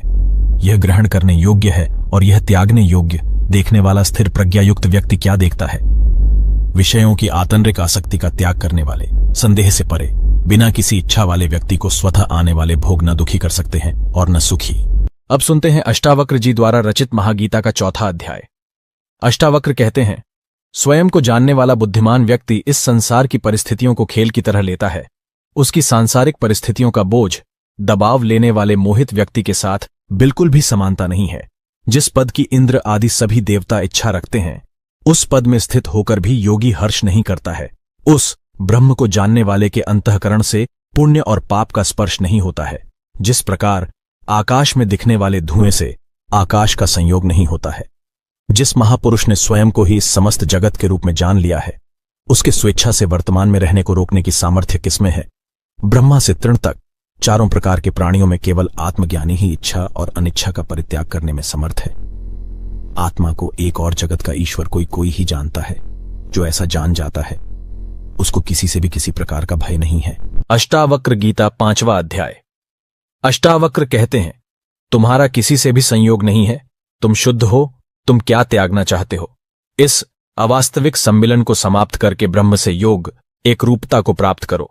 जिस प्रकार समुद्र से बुलबुले उत्पन्न होते हैं, उसी प्रकार विश्व एक आत्मा से ही उत्पन्न होता है। यह जानकर ब्रह्म से योग एक रूपता को प्राप्त करो। यद्यपि यह विश्व आंखों से दिखाई देता है, परंतु अवास्तविक है। विशुद्ध तुम में इस विश्व का अस्तित्व उसी प्रकार नहीं है जिस प्रकार कल्पित सर्प का रस्सी में। यह जानकर ब्रह्म से योग एक रूपता को प्राप्त करो। स्वयं को सुख और दुख में समान, पूर्ण, आशा और निराशा में समान, जीवन और मृत्यु में समान सत्य जानकर ब्रह्म से योग एक रूपता को प्राप्त करो। अष्टावक्र गीता 6वां अध्याय। अष्टावक्र कहते हैं, आकाश के समान मैं अनंत हूं और यह जगत घड़े के समान महत्वहीन है। यह ज्ञान है, इसका न त्याग करना है और न ग्रहण, बस इसके साथ एक रूप होना है। मैं महासागर के समान हूं और यह दृश्यमान संसार लहरों के समान। यह ज्ञान है, इसका न त्याग करना है और न ग्रहण, बस इसके साथ एक रूप होना है। यह विश्व मुझ में वैसे ही कल्पित है जैसे कि सीप में चांदी। यह ज्ञान है, इसका न त्याग करना है और न ग्रहण, बस इसके साथ एक रूप होना है। मैं समस्त प्राणियों में हूं जैसे सभी प्राणी मुझ में हैं। यह ज्ञान है, इसका न त्याग करना है और न ग्रहण, बस इसके साथ एक रूप होना है। अष्टावक्र गीता 7वां अध्याय। राजा जनक कहते हैं, मुझ अनंत महासागर में विश्वरूपी जहाज अपनी अंतःवायु से इधर उधर घूमता है, पर इससे मुझ में विक्षोभ नहीं होता है। मुझ अनंत महासागर में विश्वरूपी लहरें माया से स्वयं ही उदित और अस्त होती रहती हैं, इससे मुझ में वृद्धि या क्षति नहीं होती है। मुझ अनंत महासागर में विश्व एक अवास्तविकता, स्वप्न है। मैं अति शांत और निराकार रूप से स्थित हूं। उस अनंत और निरंजन अवस्था में न मैं का भाव है और न कोई अन्य भाव ही। इस प्रकार असक्त, बिना किसी इच्छा के और शांत रूप से मैं स्थित हूं। आश्चर्य में शुद्ध चैतन्य हूं और यह जगत असत्य जादू के समान है। इस प्रकार मुझ में कहां और कैसे अच्छे, उपयोगी और बुरे, अनुपयोगी की कल्पना। अष्टावक्र गीता 8वां अध्याय। श्री अष्टावक्र कहते हैं, तब बंधन है जब मन इच्छा करता है, शोक करता है, कुछ त्याग करता है, कुछ ग्रहण करता है, कभी प्रसन्न होता है या कभी क्रोधित होता है। तब मुक्ति है जब मन इच्छा नहीं करता है, शोक नहीं करता है, त्याग नहीं करता है, ग्रहण नहीं करता है, प्रसन्न नहीं होता है या क्रोधित नहीं होता है। तब बंधन है जब मन किसी भी दृश्यमान वस्तु में आसक्त है। तब मुक्ति है जब मन किसी भी दृश्यमान वस्तु में आसक्ति रहित है। जब तक मैं या मेरा का भाव है तब तक बंधन है, जब मैं या मेरा का भाव नहीं है तब मुक्ति है। यह जानकर न कुछ त्याग करो और न कुछ ग्रहण ही करो। अष्टावक्र गीता 9वां अध्याय। श्री अष्टावक्र कहते हैं, यह कार्य करने योग्य है अथवा न करने योग्य, और ऐसे ही अन्य द्वंद्व, हां या न रूपी संशय, कब और किसके शांत हुए हैं। ऐसा विचार करके विरक्त, उदासीन हो जाओ, त्यागवान बनो। ऐसे किसी नियम का पालन न करने वाले बनो। हे पुत्र, इस संसार की व्यर्थ चेष्टा को देखकर किसी धन्य पुरुष की ही जीने की इच्छा, भोगों के उपभोग की इच्छा और भोजन की इच्छा शांत हो पाती है। यह सब अनित्य है, 3 प्रकार के कष्टों, दैहिक, दैविक और भौतिक से घिरा है, सारहीन है, निंदनीय है, त्याग करने योग्य है। ऐसा निश्चित करके ही शांति प्राप्त होती है। ऐसा कौन सा समय अथवा उम्र है जब मनुष्य के संशय नहीं रहे हैं। अतः संशयों की उपेक्षा करके अनायास सिद्धि को प्राप्त करो। महर्षियों, साधुओं और योगियों के विभिन्न मतों को देखकर कौन मनुष्य वैराग्यवान होकर शांत नहीं हो जाएगा। चैतन्य का साक्षात ज्ञान प्राप्त करके कौन वैराग्य और समता से युक्त, कौन गुरु जन्म और मृत्यु के बंधन से तार नहीं देगा। तत्वों के विकार को वास्तव में उनकी मात्रा के परिवर्तन के रूप में देखो। ऐसा देखते ही उसी क्षण तुम बंधन से मुक्त होकर अपने स्वरूप में स्थित हो जाओगे। इच्छा ही संसार है, ऐसा जानकर सबका त्याग कर दो। उस त्याग से इच्छाओं का त्याग हो जाएगा और तुम्हारी यथारूप अपने स्वरूप में स्थिति हो जाएगी। अष्टावक्र गीता 10वां अध्याय। श्री अष्टावक्र कहते हैं, कामना और अनर्थों के समूह धन रूपी शत्रुओं को त्याग दो। इन दोनों के त्याग रूपी धर्म से युक्त होकर सर्वत्र विरक्त, उदासीन हो जाओ। मित्र, जमीन, कोषागार, पत्नी और अन्य संपत्तियों को स्वप्न की माया के समान 3 या 5 दिनों में नष्ट होने वाला देखो। जहां जहां आसक्ति हो उसको ही संसार जानो। इस प्रकार परिपक्व वैराग्य के आश्रय में तृष्णा रहित होकर सुखी हो जाओ। तृष्णा, कामना मात्र ही स्वयं का बंधन है, उसके नाश को मोक्ष कहा जाता है। संसार में अनासक्ति से ही निरंतर आनंद की प्राप्ति होती है। तुम एक अद्वितीय, चेतन और शुद्ध हो तथा यह विश्व अचेतन और असत्य है। तुम्हें अज्ञान का लेश मात्र भी नहीं है और जानने की इच्छा भी नहीं है। पूर्व जन्मों में बहुत बार तुम्हारे राज्य, पुत्र, स्त्री, शरीर और सुखों का तुम्हारी आसक्ति होने पर भी नाश हो चुका है। पर्याप्त धन, इच्छाओं और शुभ कर्मों द्वारा भी इस संसार रूपी माया से मन को शांति नहीं मिली। कितने जन्मों में शरीर, मन और वाणी से दुख के कारण कर्मों को तुमने नहीं किया। अब उनसे उपरत विरक्त हो जाओ। अष्टावक्र गीता 11वां अध्याय। श्री अष्टावक्र कहते हैं, भाव, सृष्टि, स्थिति और अभाव, प्रलय, मृत्यु रूपी विकार स्वाभाविक हैं। ऐसा निश्चित रूप से जानने वाला विकार रहित, दुख रहित होकर सुखपूर्वक शांति को प्राप्त हो जाता है। ईश्वर सबका सृष्टा है, कोई अन्य नहीं। ऐसा निश्चित रूप से जानने वाले की सभी आंतरिक इच्छाओं का नाश हो जाता है। वह शांत पुरुष सर्वत्र आसक्ति रहित हो जाता है। संपत्ति, सुख और विपत्ति, दुख का समय प्रारब्धवश पूर्वकृत कर्मों के अनुसार है। ऐसा निश्चित रूप से जानने वाला संतोष और निरंतर संयमित इंद्रियों से युक्त हो जाता है। वह न इच्छा करता है और न शोक, सुख, दुख और जन्म मृत्यु प्रारब्धवश पूर्वकृत कर्मों के अनुसार हैं। ऐसा निश्चित रूप से जानने वाला, फल की इच्छा न रखने वाला, सरलता से कर्म करते हुए भी उनसे लिप्त नहीं होता है। चिंता से ही दुख उत्पन्न होते हैं, किसी अन्य कारण से नहीं। ऐसा निश्चित रूप से जानने वाला चिंता से रहित होकर सुखी, शांत और सभी इच्छाओं से मुक्त हो जाता है। न मैं यह शरीर हूं और न यह शरीर मेरा है, मैं ज्ञान स्वरूप हूं। ऐसा निश्चित रूप से जानने वाला जीवन मुक्ति को प्राप्त करता है। वह किए हुए भूतकाल और न किए हुए भविष्य के कर्मों का स्मरण नहीं करता है। तृण से लेकर ब्रह्मा तक सब कुछ मैं ही हूं। ऐसा निश्चित रूप से जानने वाला विकल्प, कामना रहित, पवित्र, शांत और प्राप्त अप्राप्त से आसक्ति रहित हो जाता है। अनेक आश्चर्यों से युक्त यह विश्व अस्तित्वहीन है। ऐसा निश्चित रूप से जानने वाला इच्छा रहित और शुद्ध अस्तित्व हो जाता है। वह अपार शांति को प्राप्त करता है। अष्टावक्र गीता 12वां अध्याय। श्री जनक कहते हैं, पहले मैं शारीरिक कर्मों से निरपेक्ष उदासीन हुआ, फिर वाणी से निरपेक्ष उदासीन हुआ, अब चिंता से निरपेक्ष उदासीन होकर अपने स्वरूप में स्थित हूं। शब्द आदि विषयों में आसक्ति रहित होकर और आत्मा के दृष्टि का विषय न होने के कारण मैं निश्चल और एकाग्र हृदय से अपने स्वरूप में स्थित हूं। अध्यास, असत्य ज्ञान आदि असामान्य स्थितियों और समाधि को एक नियम के समान देखते हुए मैं अपने स्वरूप में स्थित हूं। हे ब्रह्म को जानने वाले, त्याज्य, छोड़ने योग्य और संग्रहणीय से दूर होकर और सुख दुख के अभाव में मैं अपने स्वरूप में स्थित हूं। आश्रम, अनाश्रम, ध्यान और मन द्वारा स्वीकृत और निषिद्ध नियमों को देखकर मैं अपने स्वरूप में स्थित हूं। कर्मों के अनुष्ठान रूपी अज्ञान से निवृत्त होकर और तत्व को सम्यक रूप से जानकर मैं अपने स्वरूप में स्थित हूं। अचिंत्य के संबंध में विचार करते हुए भी विचार पर ही चिंतन किया जाता है, अतः उस विचार का भी परित्याग करके मैं अपने स्वरूप में स्थित हूं। जो इस प्रकार से आचरण करता है वह कृतार्थ मुक्त हो जाता है। जिसका इस प्रकार का स्वभाव है वह कृतार्थ मुक्त हो जाता है। अष्टावक्र गीता 13वां अध्याय। श्री जनक कहते हैं, अकिंचन, कुछ अपना न होने की सहजता केवल कॉपीन पहनने पर भी मुश्किल से प्राप्त होती है। अतः त्याग और संग्रह की प्रवृत्तियों को छोड़कर सभी स्थितियों में मैं सुखपूर्वक विद्यमान हूं। शारीरिक दुख भी कहां, अर्थात नहीं हैं। वाणी के दुख भी कहां हैं, वहां मन भी कहां है। सभी प्रयत्नों को त्याग कर सभी स्थितियों में मैं सुखपूर्वक विद्यमान हूं। किए हुए किसी भी कार्य का वस्तुतः कोई अस्तित्व नहीं है। ऐसा तत्वपूर्वक विचार करके जब जो भी कर्तव्य है उसको करते हुए सभी स्थितियों में मैं सुखपूर्वक विद्यमान हूं। शरीर भाव में स्थित योगियों के लिए कर्म और अकर्म रूपी बंधनकारी भाव होते हैं, पर संयोग और वियोग की प्रवृत्तियों को छोड़कर सभी स्थितियों में मैं सुखपूर्वक विद्यमान हूं। विश्राम, गति, शयन, बैठने, चलने और स्वप्न में वस्तुतः मेरे लाभ और हानि नहीं है, अतः सभी स्थितियों में मैं सुखपूर्वक विद्यमान हूं।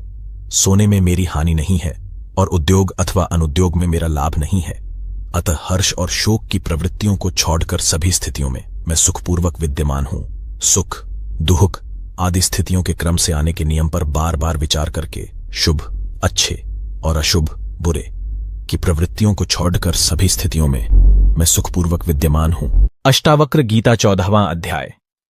श्री जनक कहते हैं, जो स्वभाव से ही विचार शून्य है और शायद ही कभी कोई इच्छा करता है, वह पूर्व स्मृतियों से उसी प्रकार मुक्त हो जाता है जैसे कि नींद से जागा हुआ व्यक्ति अपने सपनों से।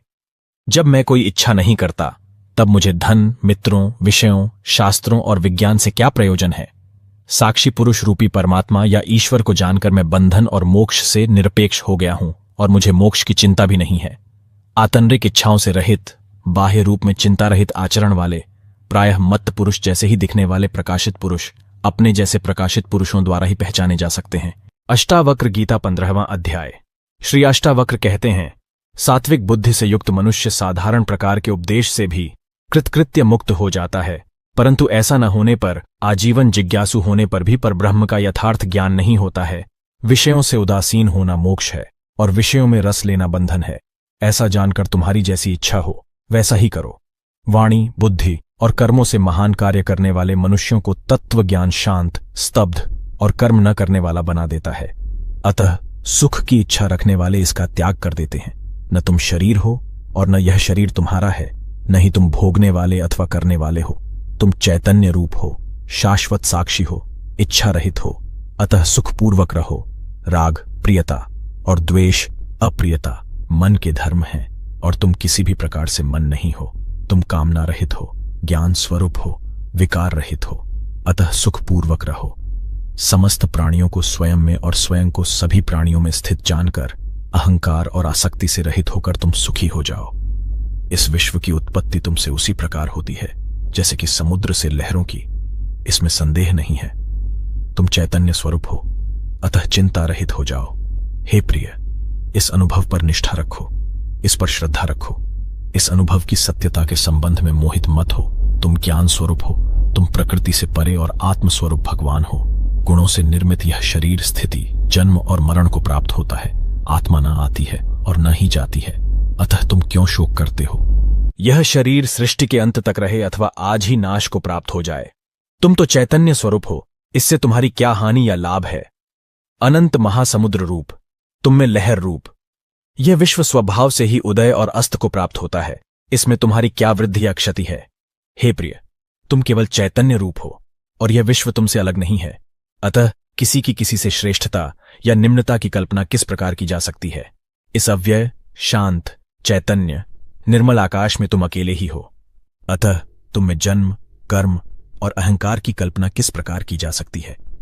तुम एक होते हुए भी अनेक रूप में प्रतिबिंबित होकर दिखाई देते हो। क्या स्वर्ण कंगन, बाजूबंद और पायल से अलग दिखाई देता है? यह मैं हूं और यह मैं नहीं हूं। इस प्रकार के भेद को त्याग दो। सब कुछ आत्मस्वरूप तुम ही हो, ऐसा निश्चय करके और कोई संकल्प न करते हुए सुखी हो जाओ। अज्ञानवश तुम ही यह विश्व हो, पर ज्ञान दृष्टि से देखने पर केवल एक तुम ही हो। तुमसे अलग कोई दूसरा संसारी या असंसारी किसी भी प्रकार से नहीं है। यह विश्व केवल भ्रम, स्वप्न की तरह असत्य है और कुछ भी नहीं, ऐसा निश्चय करो। इच्छा और चेष्टा रहित हुए बिना कोई भी शांति को प्राप्त नहीं होता है। एक ही भवसागर सत्य था, है और रहेगा। तुम में न मोक्ष है और न बंधन। आप्त काम होकर सुख से विचरण करो। हे चैतन्य रूप, भांति भांति के संकल्पों और विकल्पों से अपने चित्त को अशांत मत करो। शांत होकर अपने आनंद रूप में सुख से स्थित हो जाओ। सभी स्थानों से अपने ध्यान को हटा लो और अपने हृदय में कोई विचार न करो। तुम आत्मरूप हो और मुक्त ही हो, इसमें विचार करने की क्या आवश्यकता है? अष्टावक्र गीता 16वां अध्याय। श्री अष्टावक्र कहते हैं, हे प्रिय, विद्वानों से सुनकर अथवा बहुत शास्त्रों के पढ़ने से तुम्हारी आत्मस्वरूप में वैसी स्थिति नहीं होगी जैसी कि सब कुछ उचित रीति से भूल जाने से कर्म भोग करो या समाधि में रहो। पर चूंकि तुम विद्वान हो, अतः तुम्हें चित्त की सभी आशाओं को शांत करना अत्यंत आनंदप्रद होगा। प्रयत्न से ही सभी दुखी हैं, पर कोई इसे जानता नहीं है। इस निष्पाप उपदेश से ही भाग्यवान व्यक्ति सभी वृत्तियों से रहित हो जाते हैं। जिसको पलकों का खोलना और बंद करना भी कार्य लगता है, उस परम आलसी के लिए ही सुख है, अन्य किसी के लिए किसी भी प्रकार से नहीं। यह करना चाहिए और यह नहीं। जब मन इस प्रकार के द्वंद्वों से मुक्त हो जाता है, तब उसको धर्म, अर्थ, काम और मोक्ष की अपेक्षा इच्छा नहीं रहती। न विषयों से द्वेष करने वाला विरक्त, न ही विषयों में आसक्त रागवान, वह तो निश्चय ही विषयों के ग्रहण और त्याग से विहीन है। जब तक विषयों के ग्रहण और त्याग की कामना रहती है, तब तक संसार रूपी वृक्ष का अंकुर विद्यमान है। अतः विचारहीन अवस्था का आश्रय लो। प्रवृत्ति से आसक्ति और निवृत्ति से द्वेष उत्पन्न होता है। अतः बुद्धिमान बालक के समान निर्द्वंद्व होकर स्थित रहे।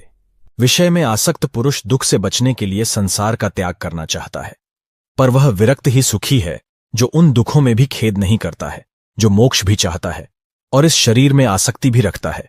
वह न ज्ञानी है और न योगी, बल्कि केवल दुख को प्राप्त करने वाला है। यदि तुम्हारे उपदेशक साक्षात शिव, विष्णु या ब्रह्मा भी हों, तो भी सब कुछ विस्मरण किए बिना तुम आत्मस्वरूप को प्राप्त नहीं होगे। अष्टावक्र गीता 17वां अध्याय। अष्टावक्र कहते हैं, उन्होंने ज्ञान और योग दोनों का फल प्राप्त कर लिया है, जो सदा संतुष्ट, शुद्ध इंद्रियों वाले और एकांत में रमने वाले हैं। तत्व ब्रह्म को जानने वाला कभी भी किसी बात से इस संसार में दुखी नहीं होता है, क्योंकि उस एक ब्रह्म से ही यह संपूर्ण विश्व पूर्णतः व्याप्त है। अपनी आत्मा में रमण करने वाला किसी विषय को प्राप्त करके हर्षित नहीं होता, जैसे कि सलाई के पत्तों से प्रेम करने वाला हाथी नीम के पत्तों को पाकर हर्ष नहीं करता है। जिसकी प्राप्त हो चुके भोगों में आसक्ति नहीं है और न प्राप्त हुए भोगों की इच्छा नहीं है, ऐसा व्यक्ति इस संसार में दुर्लभ है। इस संसार में सांसारिक भोगों की इच्छा वाले भी देखे जाते हैं और मोक्ष की इच्छा वाले भी, पर इन दोनों इच्छाओं से रहित महापुरुष का मिलना दुर्लभ है। धर्म, अर्थ, काम, मोक्ष, जीवन और मृत्यु में उपयोगिता और अनुपयोगिता की समता किसी महात्मा में ही होती है। न विश्व के लीन होने की इच्छा और न ही इसकी स्थिति से द्वेष। जैसे जीवन है, वे महात्मा उसी में आनंदित और कृतकृत्य रहते हैं। इस ज्ञान से कृतार्थ होकर बुद्धि को अंतर्हित, विलीन करके देखते हुए, सुनते हुए, स्पर्श करते हुए, सूंघते हुए और खाते हुए सुखपूर्वक रहते हैं। दृष्टि को शून्य और अस्थिर इंद्रियों की चेष्टा को नष्ट करके इस अशक्त संसार रूपी सागर से न तो आसक्ति रखते हैं और न ही विरक्ति। न जगता ही है और न सोता ही है, न ही आंखें खोलता या बंद करता है। आहा, उस परम अवस्था में कोई मुक्त चेतना वाला विरला ही रहता है। सदा स्वयं में स्थित, सर्वत्र स्वच्छ प्रयोजन वाला, समस्त वासनाओं से मुक्त पुरुष सर्वत्र सुशोभित होता है। देखते हुए, सुनते हुए, स्पर्श करते हुए, सूंघते हुए, खाते हुए, लेते हुए, बोलते हुए, चलते हुए, इच्छा करते हुए और इच्छा न करते हुए, ऐसा महात्मा मुक्त ही है। वस्तुतः कुछ नहीं करता, न निंदा करता है और न प्रशंसा करता है, न लेता है, न देता है। इन सब में अनासक्त वह सब प्रकार से मुक्त है। अनुराग युक्त स्त्रियों को देखकर अथवा मृत्यु को उपस्थित देखकर विचलित न होने वाला, स्वयं में स्थित वह महात्मा मुक्त ही है। धीर पुरुष सुख में, दुख में, पुरुष में, नारी में, संपत्ति में और विपत्ति में अंतर न देखता हुआ सर्वत्र समदर्शी होता है। क्षीण संसार वाले पुरुष में न हिंसा और न करुणा, न गर्व और न दीनता, न आश्चर्य और न क्षोभ ही होते हैं। मुक्त पुरुष न तो विषयों से द्वेष करता है और न आसक्ति ही, अतः उनकी प्राप्ति और अप्राप्ति में सदा समान मन वाला रहता है। संदेह और समाधान एवं हित और अहित की कल्पना से परे शून्य चित्त वाला पुरुष कैवल्य में ही स्थित रहता है। ममता रहित, अहंकार रहित और दृश्य जगत के अस्तित्व रहित होने के निश्चय वाला, सभी इच्छाओं से रहित, करता हुआ भी कुछ नहीं करता। कोई भी मन की मोह, स्वप्न और जड़ता से रहित प्रकाशित अवस्था को प्राप्त कर मन की इच्छाओं से रहित हो जाए। अष्टावक्र गीता 18वां अध्याय। अष्टावक्र कहते हैं, जिस बोध का उदय होने पर जागने पर स्वप्न के समान भ्रम की निवृत्ति हो जाती है, उस एक सुख स्वरूप शांत प्रकाश को नमस्कार है। जगत के सभी पदार्थों को प्राप्त करके कोई बहुत से भोग प्राप्त कर सकता है, पर उन सब का आतंरिक त्याग किए बिना सुखी नहीं हो सकता। जिसका मन यह कर्तव्य है और यह अकर्तव्य आदि दुखों की तीव्र ज्वाला से झुलस रहा है, उसे भला कर्म त्याग रूपी शांति की अमृत धारा का सेवन किए बिना सुख की प्राप्ति कैसे हो सकती है। यह संसार केवल एक भावना मात्र है, परमार्थतः कुछ भी नहीं है। भाव और अभाव के रूप में स्वभावतः स्थित पदार्थों का कभी अभाव नहीं हो सकता। आत्मा न तो दूर है और न पास, वह तो प्राप्त ही है। तुम स्वयं ही हो, उसमें न विकल्प है, न प्रयत्न, न विकार और न मल ही। अज्ञान मात्र की निवृत्ति और स्वरूप का ज्ञान होते ही दृष्टि का आवरण भंग हो जाता है और तत्व को जानने वाला शोक से रहित होकर शोभायमान हो जाता है। सब कुछ कल्पना मात्र है और आत्मा नित्य मुक्त है। धीर पुरुष इस तथ्य को जानकर फिर बालक के समान क्या अभ्यास करे। आत्मा ही ब्रह्म है और भाव अभाव कल्पित है। ऐसा निश्चय हो जाने पर निष्काम ज्ञानी फिर क्या जाने, क्या कहे और क्या कहे। सब आत्मा ही है। ऐसा निश्चय करके जो चुप हो गया है, उस पुरुष के लिए यह मैं हूं, ये मैं नहीं हूं आदि कल्पनाएं भी शांत हो जाती हैं। अपने स्वरूप में स्थित होकर शांत हुए तत्वज्ञानी के लिए न विक्षेप है और न एकाग्रता, न ज्ञान है और न अज्ञान, न सुख है और न दुख। जो योगी स्वभाव से ही विकल्प रहित है, उसके लिए अपने राज्य में या भिक्षा में, लाभ हानि में, भीड़ में या सुने जंगल में कोई अंतर नहीं है। यह कर लिया और यह कार्य शेष है। इन द्वंद्वों से जो मुक्त है उसके लिए धर्म कहाँ, कर्म कहाँ, अर्थ कहाँ और विवेक कहाँ। जीवन मुक्त योगी का न तो कुछ कर्तव्य है और न ही उसके हृदय में कोई अनुराग है। जैसे भी जीवन बीत जाए वैसे ही उसकी स्थिति है। जो महात्मा सभी संकल्पों की सीमा पर विश्राम कर रहा है उसके लिए मोह कहाँ, संसार कहाँ, ध्यान कहाँ और मुक्ति भी कहाँ। जिसने इस संसार को वास्तव में देखा हो वह कहे कि यह नहीं है, नहीं है। जो कामना रहित है वह तो इसको देखते हुए भी नहीं देखता। जिसने अपने से भिन्न परब्रह्म को देखा हो वह चिंतन किया करे कि वह ब्रह्म मैं हूं। पर जिसे कुछ दूसरा दिखाई नहीं देता वह निश्चिंत क्या विचार करे। जिसने अपने स्वरूप में कभी कोई विक्षेप देखा हो वह उसको रोके। तत्व को जानने वाले का विक्षेप कभी होता ही नहीं है। किसी साध्य के बिना वह क्या करे। तत्वज्ञ तो सांसारिक लोगों से उल्टा ही होता है। वह सामान्य लोगों जैसा व्यवहार करता हुआ भी अपने स्वरूप में न समाधि देखता है, न विक्षेप और न लय ही। तत्वज्ञ भाव और अभाव से रहित, तृप्त और कामना रहित होता है। लौकिक दृष्टि से कुछ उल्टा सीधा करते हुए भी वह कुछ भी नहीं करता। तत्वज्ञ का प्रवृत्ति या निवृत्ति का दुराग्रह नहीं होता। जब जो सामने आ जाता है तब उसे करके वह आनंद से रहता है। ज्ञानी कामना, आश्रय और प्रतंत्रता आदि के बंधनों से सर्वथा मुक्त होता है। प्रारब्ध रूपी वायु के वेग से उसका शरीर उसी प्रकार गतिशील रहता है जैसे वायु के वेग से सूखा पत्ता। जो संसार से मुक्त है वह न कभी हर्ष करता है और न विषाद। उसका मन सदा शीतल रहता है और वह शरीर रहते हुए भी विदेह के समान सुशोभित होता है। जिसका अंतर्मन शीतल और स्वच्छ है, जो आत्मा में ही रमण करता है, उस धीर पुरुष की न तो किसी त्याग की इच्छा होती है और न कुछ पाने की आशा। जिस धीर पुरुष का चित्त स्वभाव से ही निर्विषय है वह साधारण मनुष्य के समान प्रारब्धवश बहुत से कार्य करता है, पर उसका उसे न तो मान होता है और न अपमान ही। यह कर्म शरीर ने किया है, मैंने नहीं, मैं तो शुद्ध स्वरूप हूं। इस प्रकार जिसने निश्चय कर लिया है वह कर्म करता हुआ भी नहीं करता। सुखी और श्रीमान जीवन मुक्त विषयी के समान कार्य करता है, परंतु विषयी नहीं होता है। वह तो सांसारिक कार्य करता हुआ भी शोभा को प्राप्त होता है। जो धीर पुरुष अनेक विचारों से थककर अपने स्वरूप में विश्राम पा चुका है वह न कल्पना करता है, न जानता है, न सुनता है और न देखता ही है। ऐसा ज्ञानी समाधि में आग्रह न होने के कारण मुमुक्षु नहीं और विक्षेप न होने के कारण विषयी नहीं है।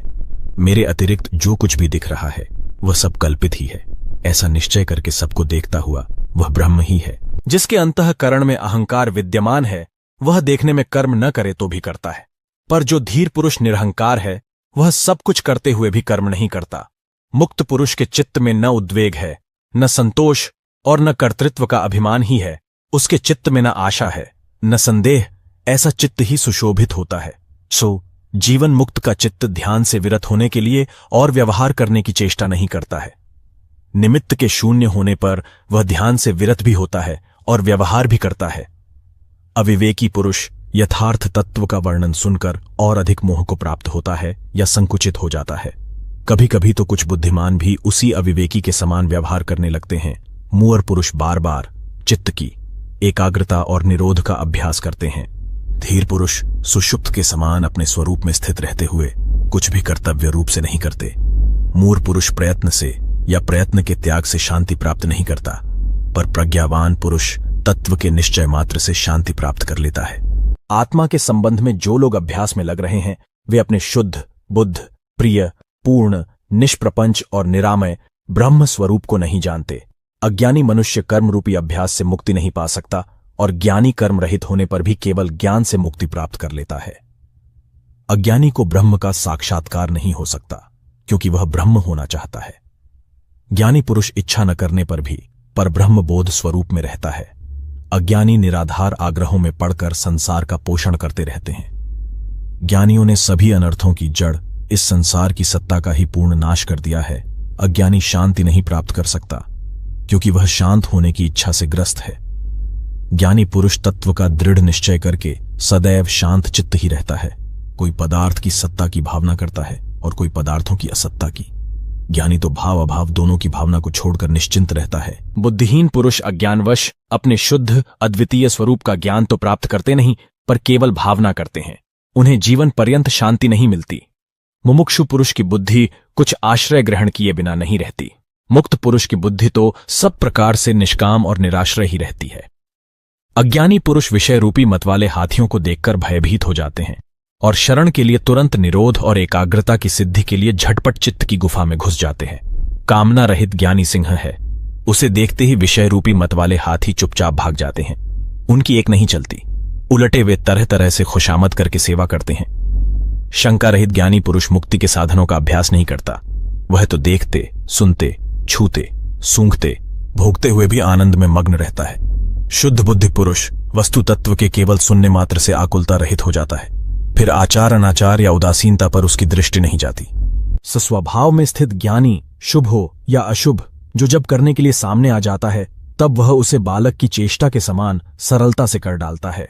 स्वतंत्रता से ही सुख की प्राप्ति होती है, स्वतंत्रता से ही परम तत्व की उपलब्धि होती है, स्वतंत्रता से ही परम शांति की प्राप्ति होती है, स्वतंत्रता से ही परम पद मिलता है। जब साधक अपने आप को अकर्ता और अभोक्ता निश्चय कर लेता है तब उसके चित्त की सभी वृत्तियां क्षीण हो जाती हैं। धीर पुरुष की स्वाभाविक स्थिति विक्षोभ युक्त होने पर भी श्रेष्ठ है, पर जिसके चित्त में अनेक इच्छाएं भरी हैं उस अज्ञानी पुरुष पर बनावटी शांति शोभा नहीं पाती। धीर पुरुष बड़े भोगों में आनंद करते हैं और पर्वतों की गहन गुफाओं में भी निवास करते हैं, पर वे कल्पना, बंधन और बुद्धि की वृत्तियों से मुक्त होते हैं। धीर पुरुष शास्त्रज ब्राह्मण, देवता, तीर्थ, स्त्री, राजा और प्रिय को देखकर उनका स्वागत करता है, पर उसके हृदय में कोई कामना नहीं होती। सेवक, पुत्र, स्त्री, नाती और सगोत्र द्वारा हंसी उदय जाने पर, धिक्कारने पर भी योगी के चित्त में थोड़ा सा विकार भी उत्पन्न नहीं होता। लौकिक दृष्टि से प्रसन्न दिखने पर वह प्रसन्न नहीं होता और दुखी दिखने पर दुखी नहीं होता। उसकी उस आश्चर्यमय दशा को उसके समान लोग ही जान सकते हैं। कर्तव्य बुद्धि का नाम ही संसार है। विद्वान लोग उस कर्तव्यता को नहीं देखते क्योंकि उनकी बुद्धि शून्याकार, निराकार, निर्विकार और निरामय होती है। अज्ञानी पुरुष कुछ न करते हुए भी क्षोभवश सदा व्यग्र ही रहता है।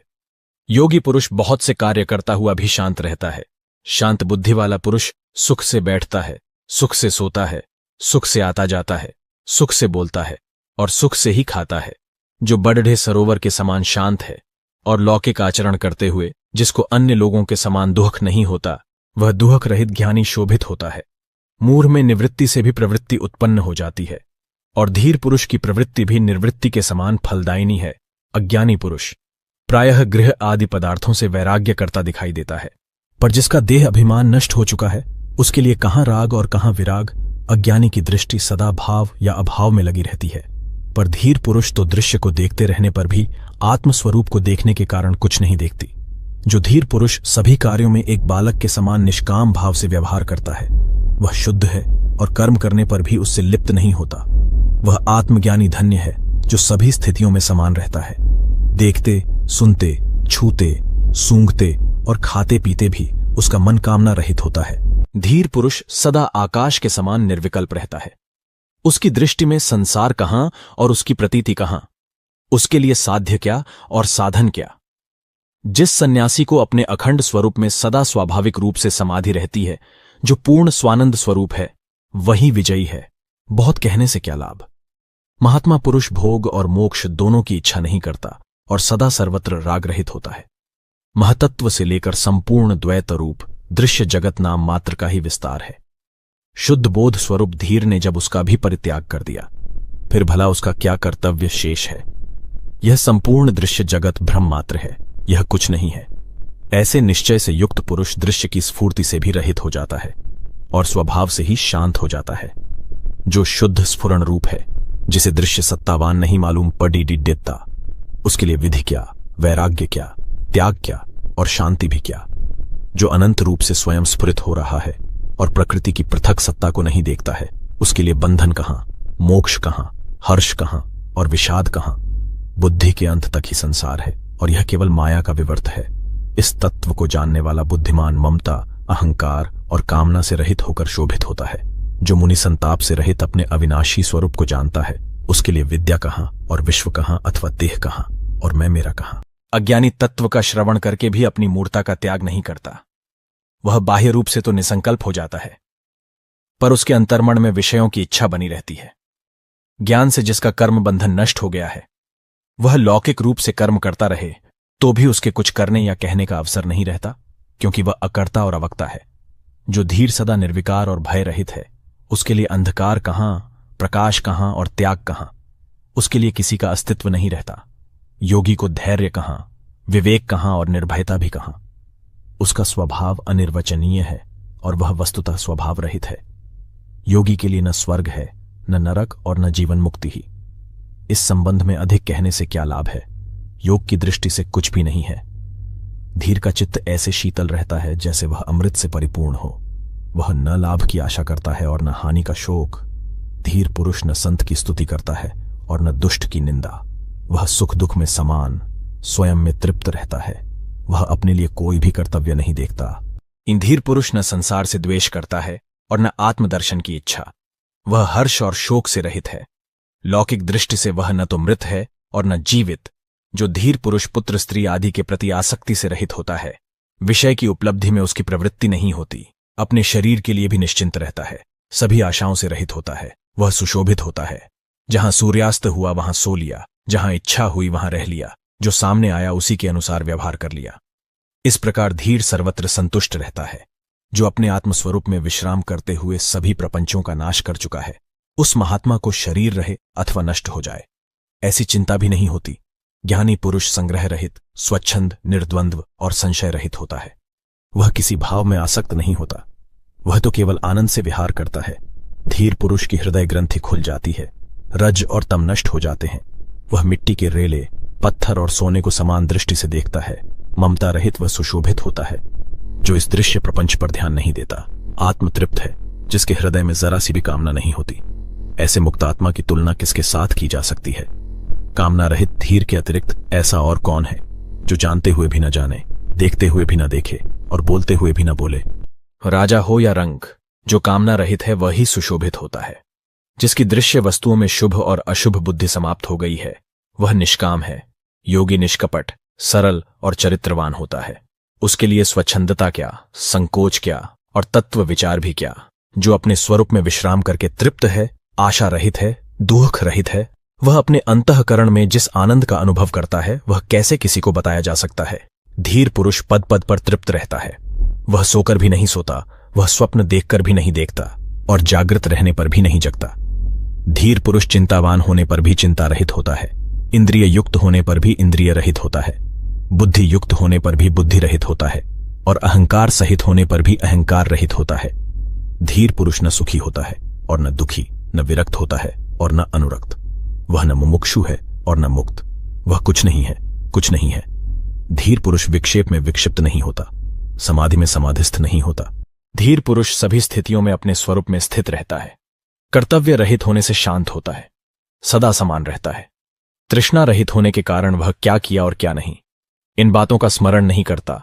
वंदना करने से वह प्रसन्न नहीं होता, निंदा करने से क्रोधित नहीं होता, मृत्यु से उद्वेग नहीं करता और जीवन का अभिनंदन नहीं करता।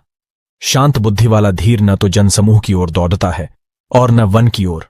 वह जहां जिस स्थिति में होता है वहां ही समचित्त से आसीन रहता है। अष्टावक्र गीता 19वां अध्याय। राजा जनक कहते हैं, तत्व विज्ञान की चिमटी द्वारा विभिन्न प्रकार के सुझावों रूपी कांटों को मेरे द्वारा हृदय के आंतरिक भागों से निकाला गया। अपनी महिमा में स्थित मेरे लिए क्या धर्म है और क्या काम है, क्या अर्थ है और क्या विवेक है, क्या द्वैत है और क्या अद्वैत है। अपनी महिमा में स्थित मेरे लिए क्या अतीत है और क्या भविष्य है और क्या वर्तमान ही है, क्या देश है और क्या काल है। अपनी महिमा में स्थित मेरे लिए क्या आत्मा है और क्या अनात्मा है, तथा क्या शुभ और क्या अशुभ है, क्या विचारयुक्त होना है और क्या निर्विचार होना है। अपनी महिमा में स्थित मेरे लिए क्या स्वप्न है और क्या सुषुप्ति तथा क्या जागरण है और क्या तुरीय अवस्था है अथवा क्या भय ही है।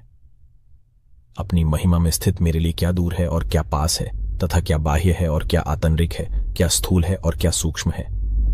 अपनी महिमा में स्थित मेरे लिए क्या मृत्यु है और क्या जीवन है, तथा क्या लौकिक है और क्या पारलौकिक है, क्या लय है और क्या समाधि है। अपनी आत्मा में नित्य स्थित मेरे लिए जीवन के 3 उद्देश्य निरर्थक हैं। योग पर चर्चा अनावश्यक है और विज्ञानम का वर्णन अनावश्यक है। अष्टावक्र गीता 20वां अध्याय। राजा जनक कहते हैं, मेरे निष्कलंक स्वरूप में 5 महाभूत कहाँ हैं, या शरीर कहाँ है और इंद्रियां या मन कहाँ है, शून्य कहाँ है और निराशा कहाँ है। सदा सभी प्रकार के द्वंद्वों से रहित मेरे लिए क्या शास्त्र हैं, और क्या आत्मज्ञान अथवा क्या विषय रहित मन ही है, क्या प्रसन्नता है या क्या संतोष है, क्या विद्या है या क्या अविद्या, क्या मैं है या क्या वह है और क्या मेरा है, क्या बंधन है और क्या मोक्ष है, या स्वरूप का क्या लक्षण है, क्या प्रारब्ध कर्म है और क्या जीवन मुक्ति है, सर्वदा विशेषता परिवर्तन से रहित मुझमें क्या शरीरहीन कैवल्य है, सदा स्वभाव से रहित मुझमें कौन करता है और कौन भोगता, क्या निष्क्रियता है और क्या क्रियाशीलता, क्या प्रत्यक्ष है और क्या अप्रत्यक्ष, अपने अद्वय दूसरे से रहित स्वरूप में स्थित मेरे लिए क्या संसार है, और क्या मुक्ति की इच्छा कौन योगी है, और कौन ज्ञानी कौन बंधन में है और कौन मुक्त, अपने अद्वय दूसरे से रहित स्वरूप में स्थित मेरे लिए क्या सृष्टि है, और क्या प्रलय क्या साध्य है, और क्या साधन कौन साधक है और क्या सिद्धि है, विशुद्ध मुझमें कौन झांता है और क्या प्रमाण साक्ष्य है, क्या झेय है और क्या ज्ञान, क्या स्वल्प है और क्या सर्व, सदा निष्क्रिय मुझमें क्या अन्य मनस्कता है और क्या एकाग्रता, क्या विवेक है और क्या विवेकहीनता, क्या हर्ष है और क्या विषाद, सदा विचार रहित मेरे लिए क्या संसार है और क्या परमार्थ, क्या सुख है और क्या दुख, सदा विशुद्ध मेरे लिए क्या माया है और क्या संसार, क्या प्रीति है और क्या विरति, क्या जीव है और क्या वह ब्रह्म अचल विभाग रहित और सदा स्वयं में स्थित मेरे लिए क्या प्रवृत्ति है और क्या निवृत्ति, क्या मुक्ति है और क्या बंधन, क्या है और क्या नहीं, क्या अद्वैत है और क्या द्वैत। अब बहुत क्या कहा जाए, मुझमें कुछ भी भाव नहीं उठता है। कहा जाता है कि अष्टावक्र द्वारा रचित महागीता का एक श्लोक 1000 माणिकों की तुलना में भी बहुत अमूल्य है, क्योंकि अष्टावक्र गीता के श्लोकों में गागर में सागर भरने जैसा बताया गया है। लोक हित के लिए गीता बहुत ही महत्वपूर्ण ग्रंथ है, जिसे पढ़ना भी आवश्यक है। मैं उम्मीद करता हूं इसे सुनने और समझाने के बाद आपकी जिंदगी में सकारात्मक बदलाव आएंगे। अगर वीडियो अच्छी लगी तो लाइक करना और साथ में चैनल को भी सब्सक्राइब कर देना।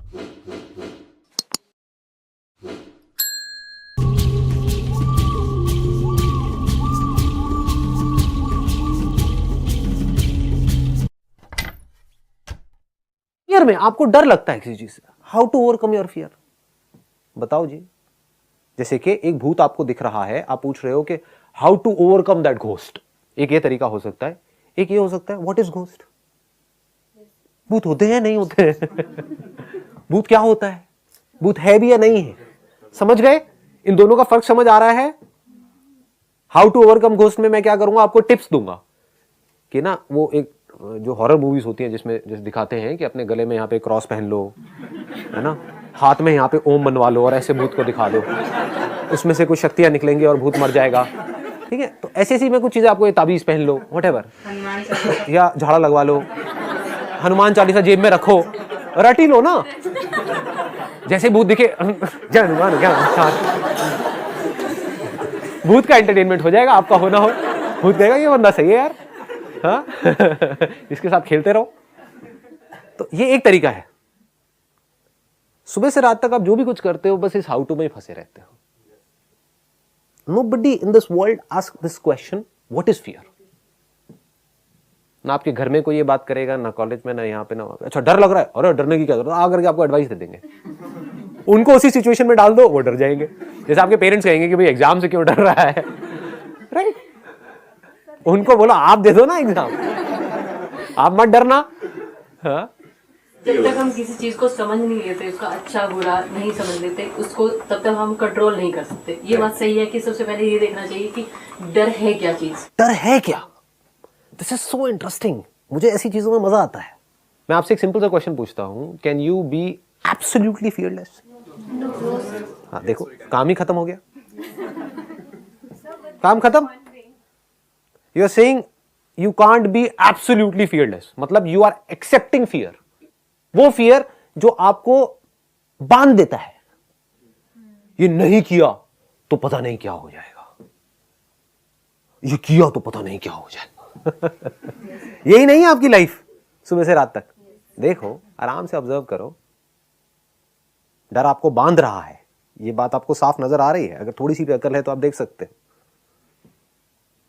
जो आप करना चाहते हो वो आप नहीं कर पा रहे डर की वजह से, और जो आप कर रहे हो बिना मन के फिर भी करना पड़ रहा है, ऐसे डिसीजंस लेने पड़ रहे हैं जो आप नहीं लेना चाहते हो, फिर भी ले रहे हो डर की वजह से।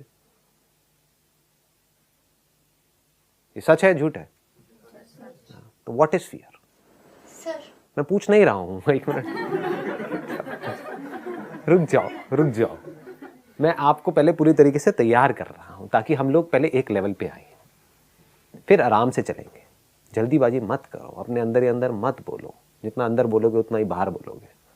पेशेंस रखो थोड़ा सा। What is fear? क्या डिजायर ही फियर की जड़ नहीं है?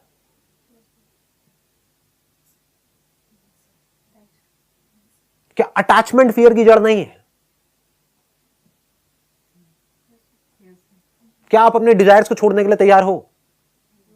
तो फियर्स को कैसे छोड़ोगे? बात समझ आई? आपके अंदर डिजायर है एक एग्जाम को क्रैक करने का। जितना डिजायर है उतना ही डर है। ये सच है झूठ है? आपको जिस इंसान से जितनी अटैचमेंट है उसको खोने का उतना ही डर है। किसी इंसान से कोई अटैचमेंट नहीं है, उसको खोने का डर है। कितने लोग अभी मर रहे हैं इस दुनिया में अलग अलग जगह पर, कहीं कोई अर्थक्वेक आ रहा है, उसका डर है। क्यों नहीं? लोग तो मर रहे हैं वहां पर भी। मेरे घर में अगर अर्थक्वेक आ गया तो क्या होगा? वो डर है ना। अब एकदम से आगे छलांग मत लगाना, तो अब क्या करें, इसका मतलब अटैच ही ना हो। मुझे पता है आप लोगों का माइंड कैसे चलता है। हारा ऐसे चीजें माइंड में आ रही है। हाँ, क्या करें क्या नहीं वो बाद का स्टेप है, पहले समझ तो आए कि डर है क्या, तभी तो कुछ कर पाओगे। आपके अंदर किसी चीज को आपने बहुत ज्यादा इंपॉर्टेंस दी हुई है, किसी भी चीज को, तो उसको खोने का डर होगा ही होगा। ऐसा नहीं हो सकता कि ना हो। समझ गए? आपके अंदर डिजायर है कि मेरे को इस एग्जामिनेशन को क्रैक करना है, तो वो क्रैक नहीं हुआ तो क्या होगा? उसका डर होगा। जिसको नहीं क्रैक करना है उसके अंदर डर है क्या? नहीं है। क्यों नहीं है? अटैचमेंट नहीं है, डिजायर नहीं है।